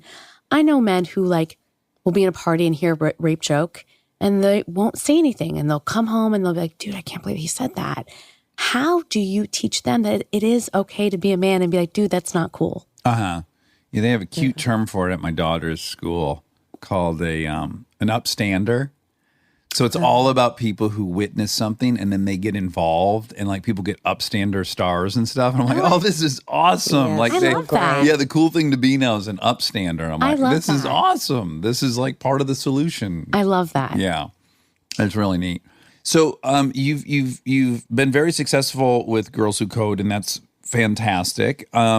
And then now, but you have a new book that you're here to promote. So tell me about Brave, Not Perfect. I mean, we've touched on many of the elements of it, but So I gave a TED Talk a couple years ago, and I only had a couple months to prepare for it. So my knee jerk was like, oh, let me just say the same shit I say all the time. I'm like, no, I'm going to go deep and dig deep. And so it was a brutal but wonderful process of writing the talk. And then I thought I was just giving a talk, and I gave this talk, and it just, it went viral, and I got so many emails from dads and moms and people like, I do that. I'm affected by it. And so it spoke to a lot of people.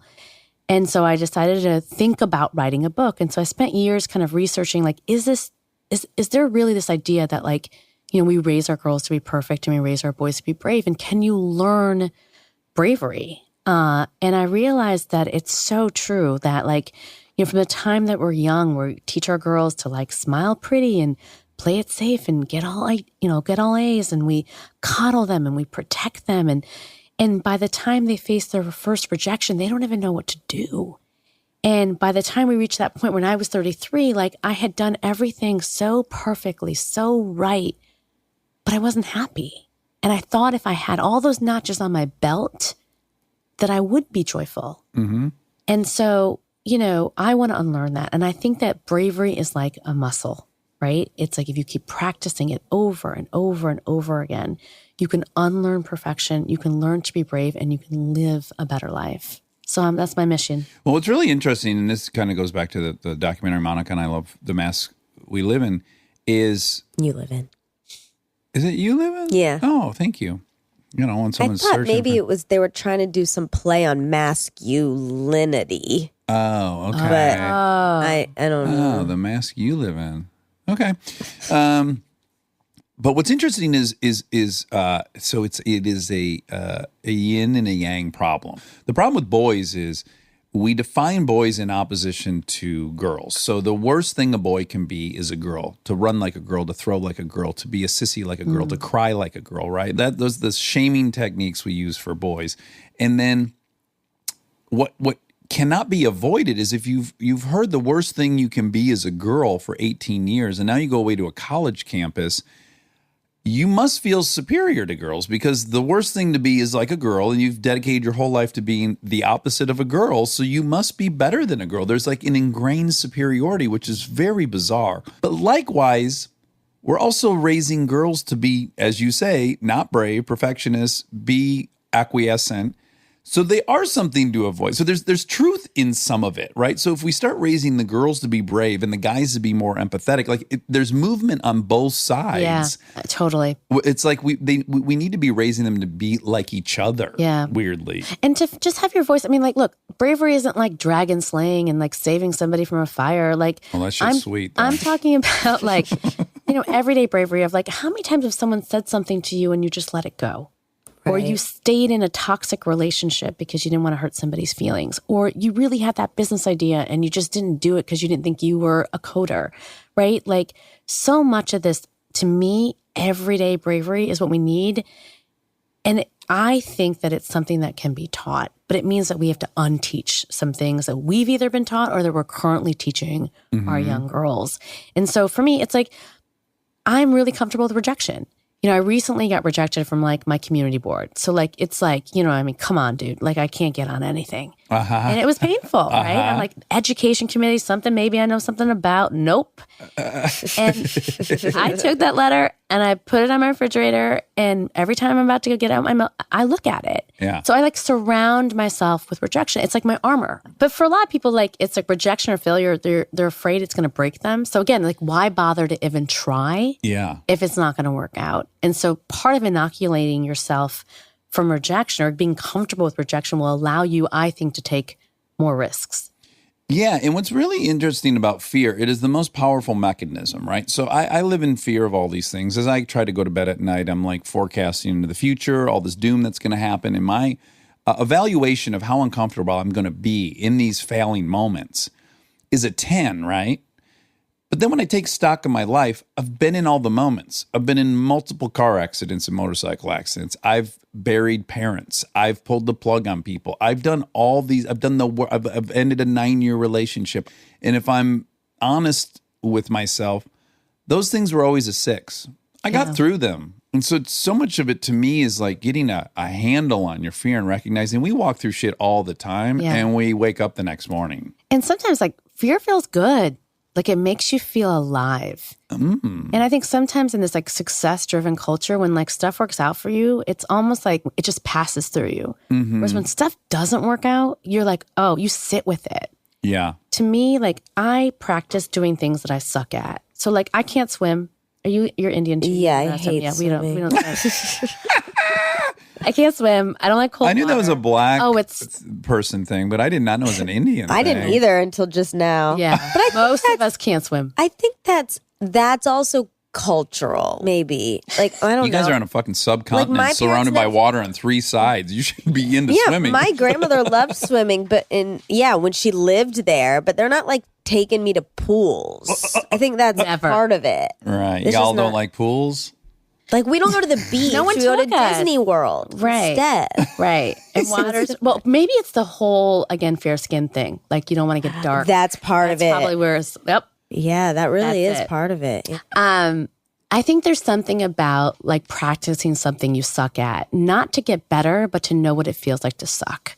right? So like for me, it's like surfing. I'm never going to be good at surfing. I'm not elegant, like whatever, right? But I keep doing it because I like that feeling of doing something that I suck at. Because I realize in my old ass age, like I don't do new things anymore, right? I don't try things and it's harder to pick something up. You know what I mean? When you're, in your 40s than it was when you were, 12. So I think getting comfortable with doing something you suck at is like something I tell women all the time, like, try that. Yeah. That's good advice. Yeah, it's uncomfortable. I only do things I'm good at. Me too. Yeah. If I try something, I'm not immediately a 6 at it. I'm like, I'll try something else. Yeah. You too? Oh, yeah. I want to be the best at the thing I'm doing. But think about but what if you're just better than one person? Right? No. So like think about all the things that you're missing out on in life. I'm serious. I know. No, right? you're right. You're absolutely right. So much of life because you're not going to be amazing at everything. You're not getting an A+ at everything. Well, again, it comes back to result and process. It's like you could do something that's just innately more fun to do that you do at a 3 than the thing you do at a 10. Or like a Beyonce dance class. You know what I'm saying? Yeah. So I'm more than a 3 at a Beyonce dance class. But I believe that. Thanks. I believe that big time. All right, the last thing I want to ask you before you leave, because I just I try to ask Monica about it, and she's doesn't have the knowledge I want her to have on it. Is you're a practicing Hindu? Yes. What does that look like? Hinduism is very spiritual. So like I feel God in my everyday life. Most of it, Is it one God or are there multiple gods? Well, like in my family, we always essentially like our number one God. Top dog. Our top dog was baby Krishna. We call Kanuro, and that's who we have kind of at the center of our temple. So most Hindus, I have a temple in my home, normally a closet. Okay. And so and then you have your God. So, and I can I just ask that though? Is there flexibility? Do you get to pick? Like your family picked baby? I think your family kind of picks for you. Okay. And the part about being a Hindu is no one really tells you exactly what it is. They kind of just drag you to temple. You know what I mean? They have you like do your prayer, and then they give you like your god idols to put in your home, which is kind of what happened to me. So I feel like I've learned more about Hinduism the older I've gotten. My family, we just got in like a big argument about this over Christmas. Do you celebrate Christmas? Of course. Oh, you do? Okay. I got stockings. I got a you do star the on my whole tree. thing. Whole thing. She celebrates Kreshmas. I really, and I wonder what you think since you're so female forward. You can't go into the temple or into the closet if you're on your period, Yes. right? Yep. That was enough for me to be like, what is this? I'm out. Yeah, like how can you not let a human woman in whose body is doing something that God created, yet you can't go into the place where God. I think it's because they don't want to attract bears. Well, my dad said God. he said that he thought it was originally for cleanliness. It's but what does that even sanitary. mean? What does that mean? That's it's what not I like said. you bleed all over the place. That's what I I've been said. around a lot of women on their mens, and I've yet to He step in a means, puddle of blood. way back when, and I guess when women had to use rags and stuff. Still, it was manageable. Oh my God. Okay. So Yeah. Oh, I mean, listen, I don't think any religion is perfect, right? I mean, Yeah. I agree. Like, Yeah. I don't think any religion is perfect. I've also I don't know. I love God. I really love God. Yeah, Like, that's I've always had this sense of spirituality. My son, I have this little book about Ganesha for him, and he calls God JJ. Like, he's got like his pictures in his room. And I also, Is there a text? the Bhagavad Gita, right? Is that okay? So that's kind of our religious text. Okay. And like I have a little mantra that you basically say when you're saying your prayer. But I feel like it's a really open-ended religion. I also just feel like Hinduism, like I love being in church. I love being in synagogue. Like I love being in Because of the community? Well, just because I feel like, to me, I love the teachings. Like, I think that's powerful. I also think, like, honestly, right now, when you think about what's happening in our country and our world, the fact that, like, it's feeling like we've lost so much of our humanity and our empathy, and we're ripping babies from their mothers at the border, and, like, we're not all outraged, to me, makes me feel like in my home and in my life, like, I need more of that soulfulness. I need more spirituality. I need more of that in this moment. And are there, like, commandments? Is there a list of do's and don'ts in Hindu? I think it's very Loosey-goosey? free, Very- I like that. Yeah. I hate Maybe rules. a great Hindu. Yeah, because My I hate dad- rules. Yeah, there's no rules Ooh, really. sign me No, up. there's no rule. My dad always says ad nauseum because he repeats himself like crazy. He I'm always so in love with her dad, by the way. I think he's the greatest guy on planet Earth. He always says, if we get in these conversations, that Hinduism is not really a religion; it's more of just a way of life. I love that. More akin, in some ways, I would say, like to Judaism, where there's some tradition. It's traditions. It's like a general spirituality, but not like there's no like real tenets or real anything. And so, yeah, during this argument, I was like, how can any of you call yourself Hindu? Like, you don't know what it is. Like, if somebody said, what do you believe as a Hindu? They don't have an answer. Which is awesome. Because I don't have an answer either. Right. That's the Yeah. point. I Yeah. think I'm becoming Hindu. I'm Dax is turning dying to Hindu. be Indian. I am. I clearly see that. That's how I got on, right? I have Yeah. two goals in life is that Monica, by the end of this whole however many year run we do this, that she will be in traditional Indian garb. She will have gotten rid of all of her whiteness and she will be full blown right off the boat from India. And I too. Yeah, and he will be too. Yeah, I'll be the Bhagwan and you'll be Ma and Sheila. And we will That was an amazing, loved. amazing. We were obsessed. So good. So good. I'm so hot for Ma and Sheila. I mean, what a gal. What a Baby, powerhouse. she's still alive. when Yeah, I can get you it, imagine if we could get her on If you could here? get her on, that would be amazing. when I Right. get a time traveling device, which will happen in my lifetime, first two stops, Monica's grandma, going there first. Most beautiful he woman really I've ever likes seen in my my life. grandma. Oh my God. And we posted a picture of her and there was a consensus. She is as hot as they've ever gotten. Yeah. I'm sure she'll really appreciate that. And She likes it. good. She's taking good. it on as a compliment. Yeah. Oh, good. Yeah. And then I'm going to swing by Mana and just see if I can't get in the mix. I know I'll be second fiddle to the Bhagwan, but I can live with that. Side note, I was going to say goodbye gracefully. We were at a high note. But just side note, what was interesting about that is the Bhagwan eventually became addicted to benzos. So he was on Valium and stuff. The whole time he was living up in Oregon and he had his Hollywood friends and the doctor who was prescribing him all this stuff. I was thinking there's something very interesting about the fact that we totally respect someone that would dedicate an hour of their energy and concentration into entering a sedated state through meditation. But if someone takes a pill to be in that exact same state, we're like, nope, that's bad. It's just very interesting. There's something there. I don't know exactly what it is, but we are very judgmental of the means by which you would enter a state, even if the states are objectively the same state. One we're like, that's terrible, and the other one's like aspirational. It's very curious. Well, I think one could kill you eventually because you get addicted and it's a whole thing. I think the one's dangerous and one's not. Yeah. I don't have a retort for that. Other than those guys get into that deep meditation, they light themselves on fire to protest. I mean, that's pretty powerful. Well, that's dangerous There's something. too. There's Sure. something. Sure. Okay, well, we'll leave that completely. Yeah, that'll be for another episode. But Reshma, thank you so much for coming. I hope you people for check out having your me. book. Thank you so much, and we'll talk to you again when you write another book, which I'm sure will be soon. Thank you. And now my favorite part of the show, the fact check with my soulmate, Monica Padman.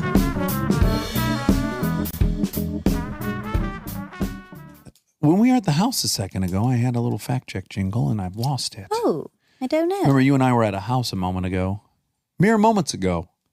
We were at the house. Yeah. And I was singing you a fact check song on the patio. I'm on a Mexican, whoa, a patio. I don't know. Do you know that song? It actually is, I'm Yeah. on a Mexican radio. You and I were on a Mexican, whoa, a patio, Huh. eating fried iguana. Oh, That was a lyric from the song too. cool. Cool. I don't remember what you were singing, and Yeah, I how don't. could you keep track? I don't remember that at all. Could have been the ZipRecruiter theme song too. Probably was. Well, let's just be honest with everyone. We just tried to do an ad for the better part of 12 minutes, and we just got a case of the gigglies, Yeah. and we couldn't get through Having it. nothing to do with the ad. Great product. We love the product. Hello Great. Fresh. It was just something about the way you started saying the vegetables in it that got us both giggling. And then Yeah, it was hard. it was very hard to return. It's fun to get the giggles, though. It sure is. Mm-hmm. Few things are more fun. Yeah. And you know what's funny is context is everything. We couldn't get the giggles like that on the couch at home, you and I. No. There has to be some element that we're fucking up and we need to get to right size the ship. That's true. That's what makes the giggles actually work, is that you're not supposed to be doing it. Yes, the giggles only comes in an inopportune environment. Well, did you see John Oliver a couple weeks ago when they showed, it was like, and now this, and they showed newscasters with the totally wrong tone. Like maybe they were just telling some funny story and then they go into a car accident report. Yes. And that woman was talking about an airplane that like got hit by something and the passenger got sucked out and she's uncontrollably laughing. Yes, I did see that. I It's kind of appalling and great. I find it so funny. I don't even have a moral dilemma when I'm just like, oh, this is a person who lost it. Sometimes when bad things are happening or if bad news is revealed, some people's response is to be so uncomfortable that they laugh. Oh, sure. That's happened to me and it's horrible. It has. Yeah, it's really bad. And I doubt you want to repeat what piece of bad news I it was. will. Okay. When I was in middle school, I think it was, I was at my friend's house and her little brother came in and he was, this must have been high school actually. Her little brother came in and looked really, really, really sad.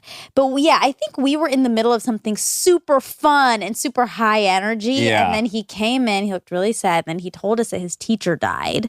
Oh boy. Okay. And you lost it. I was and I was trying very hard to repress. Yeah. It was horrible. I felt horrible. Yeah. But I could not help it. Right. Well, that's is the that? craziest story I have. You've heard my funeral story. What is it? Best friend Aaron Weekly and I go to a funeral of a classmate's in high school. Yeah. And we hadn't seen the classmate for a couple years. Right. And when we walked into it was Lynch and Sons funeral parlor in Milford, and there's a couple, I guess, parlors in there. There's a couple different rooms, right? So Sure. that's not the only funeral happening. Yeah. So we walked by the first room, and I swear to God, there was a man sitting at a 90-degree angle in his coffin. Like they clearly didn't weight him down enough, and he popped back Well, up. we didn't see him pop, but what we did see is a man basically sitting up in his coffin. Yeah. And everyone there was acting like he wasn't sitting up in his coffin. And Aaron and we had to run right out of the funeral home. We were tucked behind some bushes, laughing uncontrollably. It was the craziest thing we ever saw. We go back in the couple years we hadn't seen this friend of ours who I love dearly. He was one of my very best friends in 8th grade. Apparently he had expressed some interest in being a police officer, but we didn't know that, okay? Also, he had a white mustache all throughout his life. Right. And when we got up to the casket, and we'd already had that bad bout of laughing, Of course. and we get up to the casket, and there's all these police shields and patches decorating the casket. Yeah. And then we look inside and he has a big black mustache. Okay. Someone had And done Aaron, that. they dyed it wrong. Yeah. They probably thought, well, there's no way he has a white mustache. I think it was an error. Are you sure? What if this is the- not just talk disparagingly about Lynch and Sons funeral parlor. I bet they're the best game in town. But what I am saying is, here's a guy we knew with a white mustache our whole life, and now he had this thick, dark, black mustache and all these police badges. And Aaron goes, oh my God, he was undercover. And then that really, then we had to broke the we second were- seal. second seal, and then we were pretending we were crying because we were laughing so hard. We were so embarrassed we were laughing, and then we tried to cover it up with fake crying, which probably was Looked even more worse. offensive. Yeah. We couldn't get out of there fast enough. We just, you know what? We should never even gone in. Once that thing happened where we saw a man sitting erect in his casket, we should have been like, that's a wrap. There's no way we'll come back from this. Sure. But you wanted to support your friend. I had to. Yeah. I love Yeah. his parents, and the whole thing is absolutely heartbreaking. But again, no intention ever be disrespectful in that No. scenario. But it just, things were out of our control. There was a man course. erect in his casket, Of course. and people acting like he wasn't.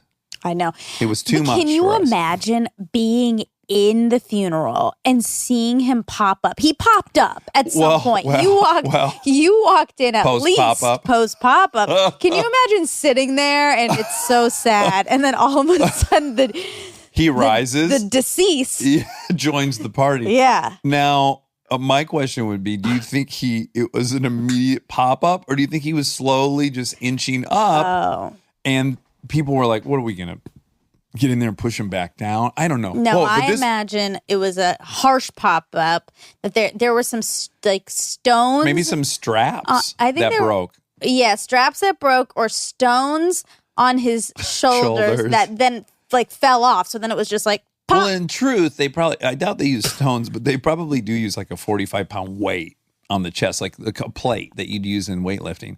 Oh. All this makes me think of, have you seen the photographs of the funerals in Haiti? No. Oh my gosh. They have this thing where they pose people, basically taxidermy. So like the really famous photo is this guy who loved motorcycle riding. They fucking put his corpse on his motorcycle in the funeral parlor, and everyone just gathered around, and here's this taxidermy dead human on a motorcycle, dead. Doing what they love the most. That's kind of lovely. Sure. But could you imagine like mourning next to a dude fucking riding a wheelie on a motorcycle who's passed? Oh, wow. If any of the armchairs are family members of that motorcycle enthusiast, I apologize, but Me too. I'm sure it's a cultural blind spot of mine, but it just seems bonkers. I wonder what people would make me be doing. You add a computer with headphones in. What? That really? No, that's just what I see mostly when I see you. 60% of the time I see you, you have headphones in on your computer. Yeah. Yeah. Yeah. I guess you'd be on a motorcycle too, probably. 69ing someone, hopefully. Oh my! Well, another dead person. Oh my god! No. Even worse. What if Kristen had to like comply? She's alive. I'm dead. No, I would never allow that. I don't think anyone would. But we're just talking. Yes, if we're combining all things, it would be like, some sexual act on a motorcycle while eating Emily burger. Oh, Emily's burger would be in my scene as well. Yeah, and then like listening to my favorite music. Like, where do you stop? It's kind of a bummer that I don't have anything. What do you mean? No, you'd be high flying. We'd have to get wires and shit, and it'd be you high flying in a fucking cheerleading outfit, holding the statues, the fucking prize. Emily's burger? No, trophy. Oh, trophy. Holding your state trophy, high flying in the splits, in your cheerleading outfit, hung from the ceiling by cables. Dead splits. Ooh. No one wants to see that. Well, as long as your grundies are covering it, your grundle, your banana grundle. That's not what I do anymore. I know you have me frozen in time there. Well, you peaked too early. That's the problem. You were a state champion at 18. It's where are you going to go from there? Yeah, that's true. I always think I was 17 and 16, but thank you. Okay. I do. Oh, right. I forgot you were in 8th grade when you were 6 years old. That's right. I do. As a pessimist in me, I do have that thought when I watch the Olympics. I'm like, I'm excited for them and I'm sad for them. That they're peaking. Yeah, I'm like, God, they're 20. Yeah. And the highlight of their life is happening at 20.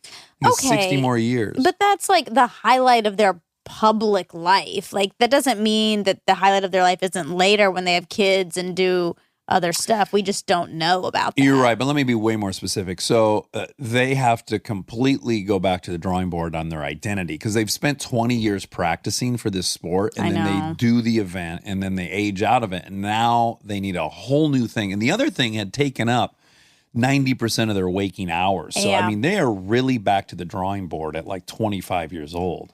I know. I agree. But I think they normally go back into some form of that thing, like coaching. Yeah. That's it. Or Cirque du Soleil. Endorsements. A lot of those Cirque du Soleil folks are former Olympians. Are you sure? Positive. You're not positive at all. Yeah, they're gymnasts and stuff. Yeah, but that doesn't mean they were Olympians. Yeah, they are all. Everyone. 100% of the members of the Cirque du Soleil troupe are gold medal winners. They don't even take silver medals. Oh, goodness. Oh, Reshma. Well, I was glad we had her on. She was lovely. I want Reshma. Lots of Reshma. I interrupted you, but man, it was coming out before you started talking. Is that your defense? Let me just give you a straight apology. I'm sorry for interrupting you. You're welcome. Or, thank you. Thank you. And it's fine. And I'm glad she came on. Me too. Good night. Bye. Okay, so we talk a little bit about how Indian words take the letter T and they make it into a TH. Interesting. So like talk to me would be THALK? Talk to me? Yeah. There was a girl in my high school named Amrita. Uh-huh. But it was TH?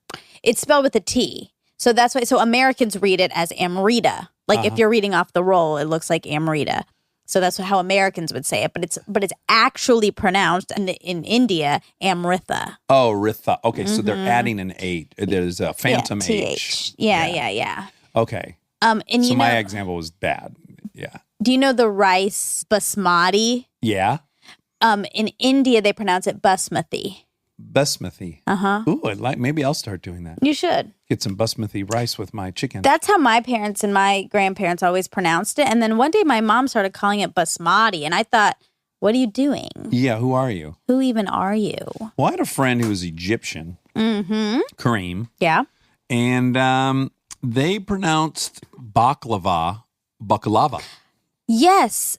Actually, Charlie Curtis Perfect 10 pronounced it like that the other day. It's disturbing. Well, especially he shouldn't be calling it that. I mean, he's as white as it gets. Yeah, but he's pronouncing it correctly. I thought you would be all totally for that. You're always saying words in the way that the original place pronounces them. Well, no, my defense was I grew up in Detroit. We have a really big Greek population. We have Greek town, downtown Detroit. That's where I would always get baklava.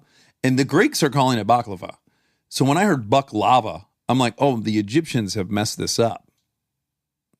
Well, people will tweet and we'll hear. Yeah, we'll hear both sides of it. We'll hear. Maybe the Baklava Commission will file a lawsuit against us. I think Amy Hansen also pronounced it like that. And But baklava, it sounds like lava coming out of a male deer. Baklava. Sure. You know? It does. Like he shot his baklava. But all baklava doesn't sound... It sounds like nothing. It sounds like only that food, right? Sometimes words, yeah, sure. Baklava. Oh, man, I was out in the pasture, and I fucking stepped in a big pile of baklava. Like, what would you think that meant? Okay, well, you're right. If you're in a pasture, context clues, I probably would have thought it as some animal droppings. Or even though ejaculate, even lava. Baklava. I would never assume that. I would never assume that someone was walking through a pasture and stepped in some deer ejaculate? yeah, deer semen.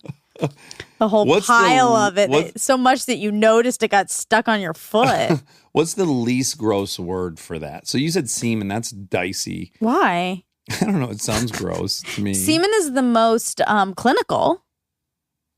Yeah, but what about ejaculate? You think that's worse?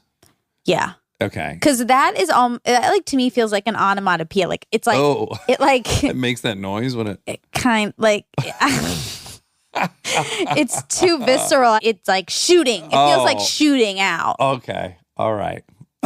That's what I think. Jizz is not great. That's rank. Yeah. That's low rent. Oh, Sperm. I don't even want to say the other one. Sperm. Yeah, sperm's fine, right?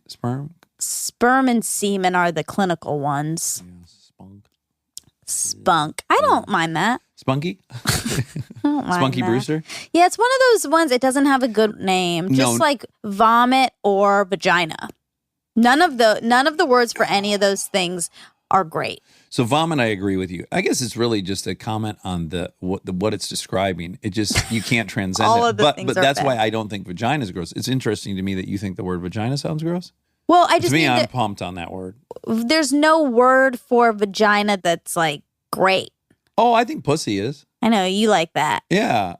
A lot of people don't like it. I appreciate like you it saying a lot and sometimes. not most. Because you were on the verge of saying most. I was, and I don't know, but I do know a lot of people don't. I know a lot of females don't Right. like it. I wonder what those females want it to be referred to. That's what I'm saying. I don't think there's a good universal name for it that people agree on is good. Right. What are they all?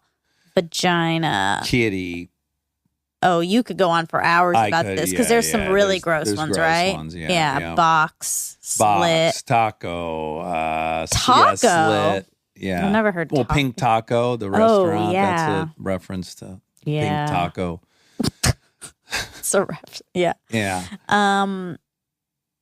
Am I out of yeah. them? No, I'm not out No, of them. no way.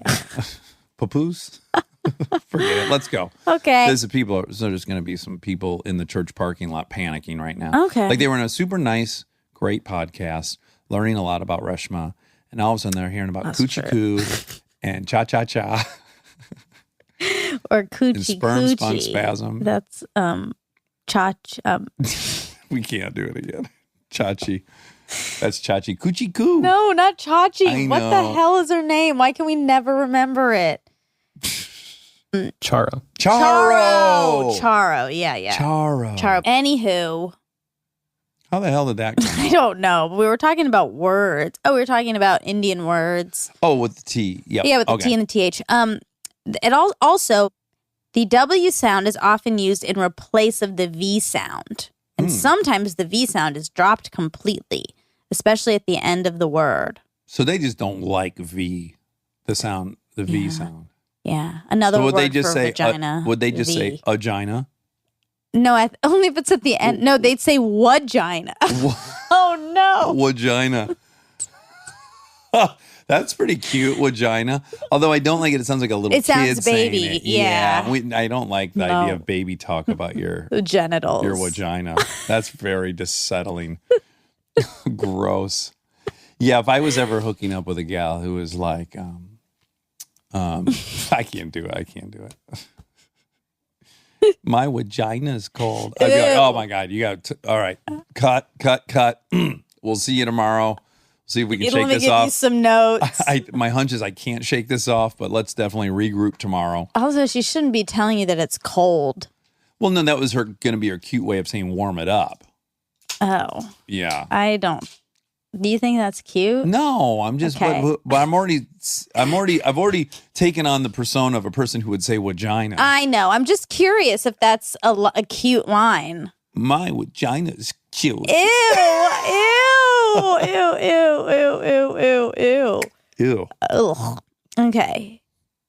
We should label this episode "Taking Out the Trash." I know, it's pretty dirty. We sprayed buck lava all over this thing.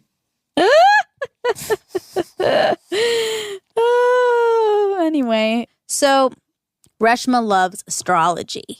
Mm-hmm. So I decided to look up our daily horoscopes. Oh, fun. Yeah. And you're a Capricorn, as we know. March 1st, according to astrology.com, Capricorn.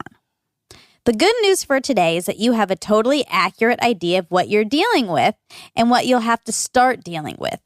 That's true. Oh, wow. Yeah. There is no need to doubt the thoughts that are flying around in your head right now, even if other people are telling you that you're being dramatic or paranoid. Oh, my. This literally happened on the patio. This is crazy. A half hour ago. That's not true at all. You are right on target geez. and are right about your suspicions. Oh, boy. Oh, boy. Act on your convictions and be aggressive in what you want to accomplish. Holy smokes. Look, I probably shouldn't heed that advice. Should Wait, what happened on the patio? On the You said, Mexican let me guess, you're patio? well, you said, let me guess, you're in a bad mood Oh, yeah. because of what starts next week. And I said, yes. And you said, it's not going to be bad. And I said, well, we'll see. Oh, I didn't say it's not going to be bad. I just said I hope you feel You better. No, you said it's not going to be bad. Hi, welcome to CBS. This is Do you not- have a question? Yes. Where are your vaginal products? I need a tampon and a couple. Oh, just another reason to be ashamed. Vaginal? I just wanted to say vaginal. I know, but Yeah. it's like, Vagina sounds like kid talk, but vaginal sounds kind of funny. why can't they? Well, because they speak another language. I know. Yeah, and it's okay. Who are we? We were finally laughing at a white person's silly language last night, and I was so relieved. No, but it was the Frenchman. French, But still, yeah. but who cares? Yeah. We were having a riot Well, watching this Frenchman speak with his hands. That's really what it was. He was using his hands in such a as if he were gregarious orchestrating an orchestra. That's not what you say, but conducting an orchestra. Conducting an orchestra. Yeah. Yeah, and also he sounded funny on top of all that. Mm-hmm. Yeah, we had a good time. We had a good 5-minute laugh about that. I thought about this today. Oh, you I did? don't know why it came up in my brain, but I thought about when we got in the debate about watching Psy on David Blaine's special and 8 Spade or whatever it was, because I said, when that triggers me because it reminds me of my dad not being able to say something, and you said that it's funny because it's not what you expect. It breaks an expectation. Mm-hmm. So no, but hold on one second, because I want to draw one distinction. Okay. So if I saw someone who was mentally challenged say some things wrong, I actually wouldn't laugh because my expectation isn't that they're going to say it correctly. Mm-hmm. You know what I'm saying? But Psy is a very smart, very talented, super successful human being.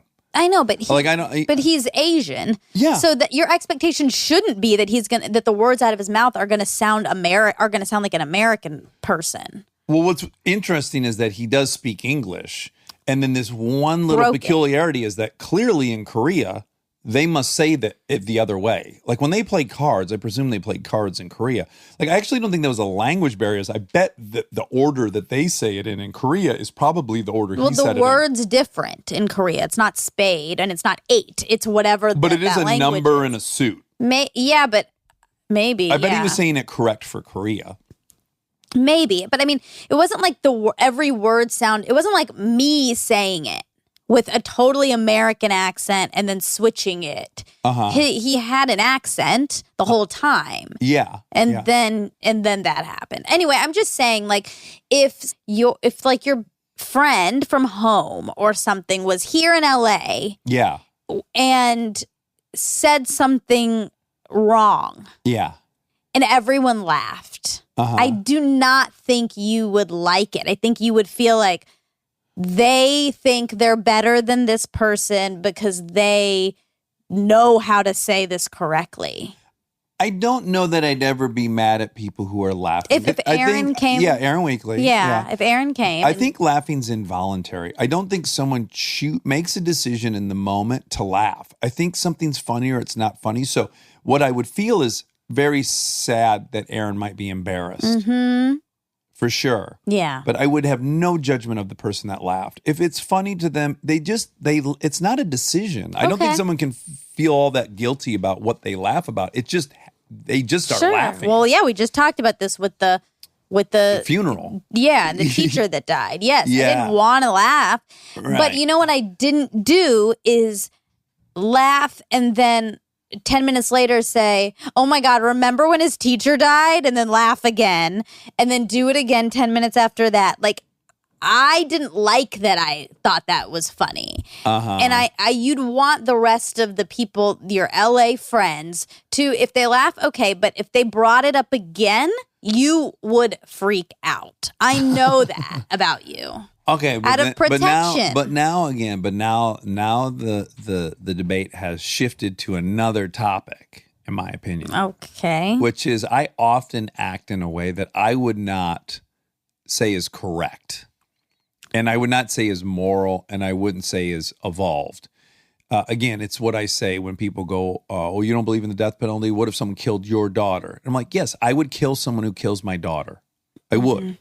But I don't think that should be the policy in the country. And I think the collective is better than the individual. And I should never be in a position to make policy if I'm the victim of my daughter being killed. I should be excluded from the decision-making process because I'm now very emotional and I'm not operating out of what I know is intellectually best. Mm-hmm. So, yes, would I be angry and defensive of Aaron and maybe even be mean to the people that were laughing at him? I 100% would. You're right, I would. But I do stand by the fact that if someone laughs, I think it's innocent and I think it's involuntary. And I don't think they decided, ooh, that person's other and they're stupid and I'm superior and now I'm laughing. I don't think that's happening. Mm-hmm. But I'm saying that there's emotions tied to these things. Yeah, for sure. And so when we're well, sitting there. I don't not understand where you're coming from. But then I guess my question is, if that's true, like, why'd you keep saying it? If you knew if that was because I'm not making with me, Sai. But it had nothing to do with Sai. It had something to do with me. You knew that I didn't like it when you did that. So doing it again. Is not is insensitive to your. Yes. Yeah. I think. That one. Yeah, that's interesting because. Yeah. Does our friendship require that if you don't find something funny and I do, I should have an obligation to not find it funny in front of you as part of our relationship? That's a compelling question. Mm-hmm. Maybe you're right. Now, if it's you, if you're like, hey, don't do Abu's voice. That hurts my feelings. I don't like it. Mm-hmm. That's about you. So I would never do it. If you told me something's going to hurt your feelings, I wouldn't do it. But if I saw a guy crash a car through a house because he lost control of his vehicle, that makes me laugh really hard. And you go, hey, man, my buddy's mom was killed by her dad driving through the garage and killing him. You know, do I have to take that on? Your like association with that event? Is that my obligation as your friend to now take that on? No. It didn't even happen to you. It happened to someone else, but it triggers you. I don't know. It's complicated. Mm-hmm. The quick answer is I won't ever bring up Sai again. That's not the point of this conversation. No, I'm saying if it makes you sad when I laugh at 8 spades, spade 8, I won't do it again. Okay. I'm not asking you to not do it. I'm trying to create some empathy here about what's happening with some people when they experience that. And it's not just an expectation is broken and that's why it's funny. There's more to all of this. And if we make it applicable to you, I just am trying to have other people understand what it is like when, But also, Monica, I think what you want it to be objectively offensive, and I disagree because in your analogy, it's not even an analogy. My dad said every other word wrong because he had dyslexia, and I thought it was funny the whole time. So I it's not hypothetical. It happened. So in my household, in my childhood, that was funny. We all laughed at it. My mom was saying shit wrong last night, and I was smiling when she did it, and will continually think it's funny when my mom makes an error like that. Mm-hmm. So we're just fundamentally different in that way, which is fine. But everyone makes errors. It's not making an error. It's making an error due to something you don't have control over. You don't have control over dyslexia. Okay, so how come Aaron Weekly is different than your dad? You are admitting that if Aaron is here in Los Angeles where everyone speaks a certain way and knows a certain amount of whatever. What I'm admitting is I would hate to see Aaron embarrassed. I think people have a total right to laugh at him saying something incorrectly. But not to keep laughing. That you don't think is fair. If they had it on tape and they watched it several times because it was making them laugh every time, I wouldn't object to that. If Aaron Weekly was feeling embarrassed, I'd be mad about that. He was suffering and I wouldn't like that. Right. But I don't have a problem with what's actually happening. I think it's funny when people make mistakes. It's funny when people fall down. It's funny when people lose control of cars. It's funny when they fuck up language. All that's funny to me. Human error is funny. Mm-hmm. I think there is a racial component to your point of view that doesn't exist in my point of view. Mm-hmm. And I think that's the basis of this. Because if an Indian person crashed a car on television and I laughed at that, it wouldn't trigger it because there's no otherness about it. It would be funny to watch an Indian person crash through their garage door. Sure. But if I laughed at how they turned a phrase backwards, that has the other implication. Mm-hmm. You know what I'm saying? Yeah. But that's the comparison with Aaron. There is an otherness. There's Aaron who has grown up in a completely different scenario than all of these privileged other people. Yeah. And he has no control over that. Okay, no, okay. So, all right. So, yeah. Now we can get really specific. If it was a class thing, if it was that he used the word good instead of well, and they were like, oh my God, he used well instead of good. Yeah, I think that is not a unilateral way of talking. It's the upper crust way of talking. Mm-hmm. I can see why they think it's funny. If that's all they've ever heard is I'm doing well instead of I'm doing good. I don't know what to say about it, but that one, yeah, does seem a little bit predicated on the them feeling superior. Right. I don't feel superior to Psy in any way. In fact, in most ways I feel inferior to Psy. Yeah. Yeah. Open Gangnam Style. Was that a song? Uh-huh. That was his song. Okay, so my horoscope is the forces around you are extremely active and they are keeping you quite busy with tasks you probably haven't chosen for yourself. Nevertheless, you shouldn't feel like you don't have any power over your life right now. You always have the power to accept and you should use it. Accept the fact that for right now, you can't call all the shots, but soon enough, that will all change. This is a day for biding your time and planning your next move. This feels very accurate to you as well. It does. These are pretty good. These are suspiciously accurate. Mm-hmm. But when I just imagined you were reading that one about me, I found a way to make it make sense about me too. I know. They all do. Yeah. They all really do. They're really cleverly worded in that Yeah, they make sense to everybody. Yeah. Yeah. But it's kind of fun. That feels very accurate to you. It's fun I like people who are into it. Yeah. It'd be fun to believe in it. Mm-hmm.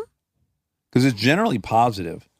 Yeah. You don't read too many of them that are like, you're fucked. Your health is fucked. Right. You need to get to a doctor immediately. It's spreading fast. Stop reading this and go now. That's true. No, I think it's like little affirmations kind of, which are nice. That's nice. Oh, I looked into the percentage of programmers in other countries. Female programmers in other countries. And the highest percentage is India, and it's 22.9. So it's not that high. Yeah. Yeah. So I was sort of wrong about that. Oh, I'm proud of you for admitting that. You could have glossed right over that and just said like, oh, I didn't even look that up. Well, no, I wouldn't do that. You have a lot of integrity. I wouldn't do that. I find you to be someone with very high integrity. Thanks. Truthfully. Thank you. The most fun someone can have is listening to Jess and Monica debate a certain topic and what should be done next. That's true. He has integrity too, but it's a different kind. But you guys have different standards. Yeah, that is true. Bill O'Reilly, no spin zone. It is no spin zone. And a lot of people wouldn't expect this from you, but you have a Bill O'Reilly poster in your home. You love Bill O'Reilly. Love. Grew up on it. Yeah. When you walk into Monica's house, there's a big flag that says no spin zone. She wants you to know right away. Guys, that's not true. I don't want anyone to think that. I get really nervous. I don't want anyone to think that. I want to say one thing about Bill O'Reilly. I don't dislike him because of his politics. That's not it. I could care less. He was such a fucking bully. Oh my God, he had that guy on, a son of a 9/11 victim in the World Trade Center. He looked at him and said, "Your father would be so disappointed in you," because he didn't want to go to Iraq. He's like, "This is not the response." And I was like, I would fucking love to get interviewed by him, and in the middle, just knock him the fuck out right off his chair. God. Ugh. Fuck it, we'll do it live. I mean, you think that was an accident that he acted like that? No, it's nasty. He was a bully. That's my issue with him. So I don't care about his politics. That's not the issue for me. He's just a real bully. Yeah, I don't like him. And I challenge you, Bill O'Reilly. You can even come with a couple of those KKK guys. I think I'll go all for you. No, thanks. No, thank you. Nope. I gotta let my finger heal before I make any of these challenges. You want to tell everybody about your finger? No. You can. No. You smash your finger in a door at work. A car door at work. Pickup truck door, yeah. Yeah. It's really rough. It's banged up. Yeah. There's blood on both sides. Yeah. It's a little big right now. Yeah. It's a sad finger. So I gotta probably let that heal before this cage match I with think O'Reilly. that would be wise. Yes. Oh, speaking of my house and my parents, Reshma said that her parents wouldn't let her go to sleepovers and wouldn't let her ride in cars with boys and stuff because they were afraid that she was going to get abducted or something. Yeah. And that really made me think because my parents didn't do that at all. I was always at sleepovers and they didn't really pay much attention or care. I wonder what if I was doing. Reshma's mother worked. Did that come up? Because I bet that would be the That's the a big good question. differentiator. Well, I think I said that on there, but Reshma is my mom. right. She's more my mom, not me, because Yeah. she's more first generation. So You're like 1.5 generation. I know it's a Because you're complicated. both first generation from your dad, but you're Yeah. second generation from your mom. My dad just doesn't count. He's not the average person that came over. Yeah. And I think that's probably from my mom, from marrying my mom. Right. It that's- wasn't as insular for him. And my dad always says his mom was very progressive, and Right. so I think he also grew up a little bit differently in general, and then the combination just made a very whitewashed situation. But anyway, but I was realizing that I really had it quite good in that way. Mhm. And we've talked about here about my fear and how I get that from them and how they're very fearful and cautious, and I've escaped a lot of that. Mhm. And it made me feel my mom escaped a lot of it too. For sure. So Yeah, it's all progress. It's all progress. And Yeah. so I if we're assuming being fearless is the goal, which exactly. I do. Yeah. Yeah. So I just applaud. She's doing good too. Yeah, yeah. That was yeah. It gave you a moment of gratitude. Yeah, Yeah. definitely. Your parents are so goddamn cute. It's ridiculous. Oh, we just talked about the statistic on last week's fact check about $75,000 being the amount Where it of starts, happiness. where it plateaus. Exactly, yeah.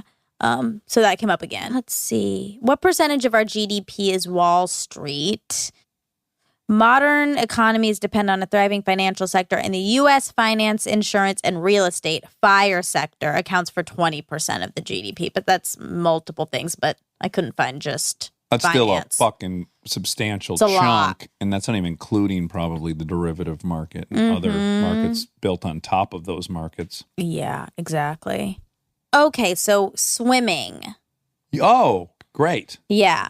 I didn't find anything about Indian people swimming, but we Other than the world record holder. who's right, Indian treading for water. Yeah.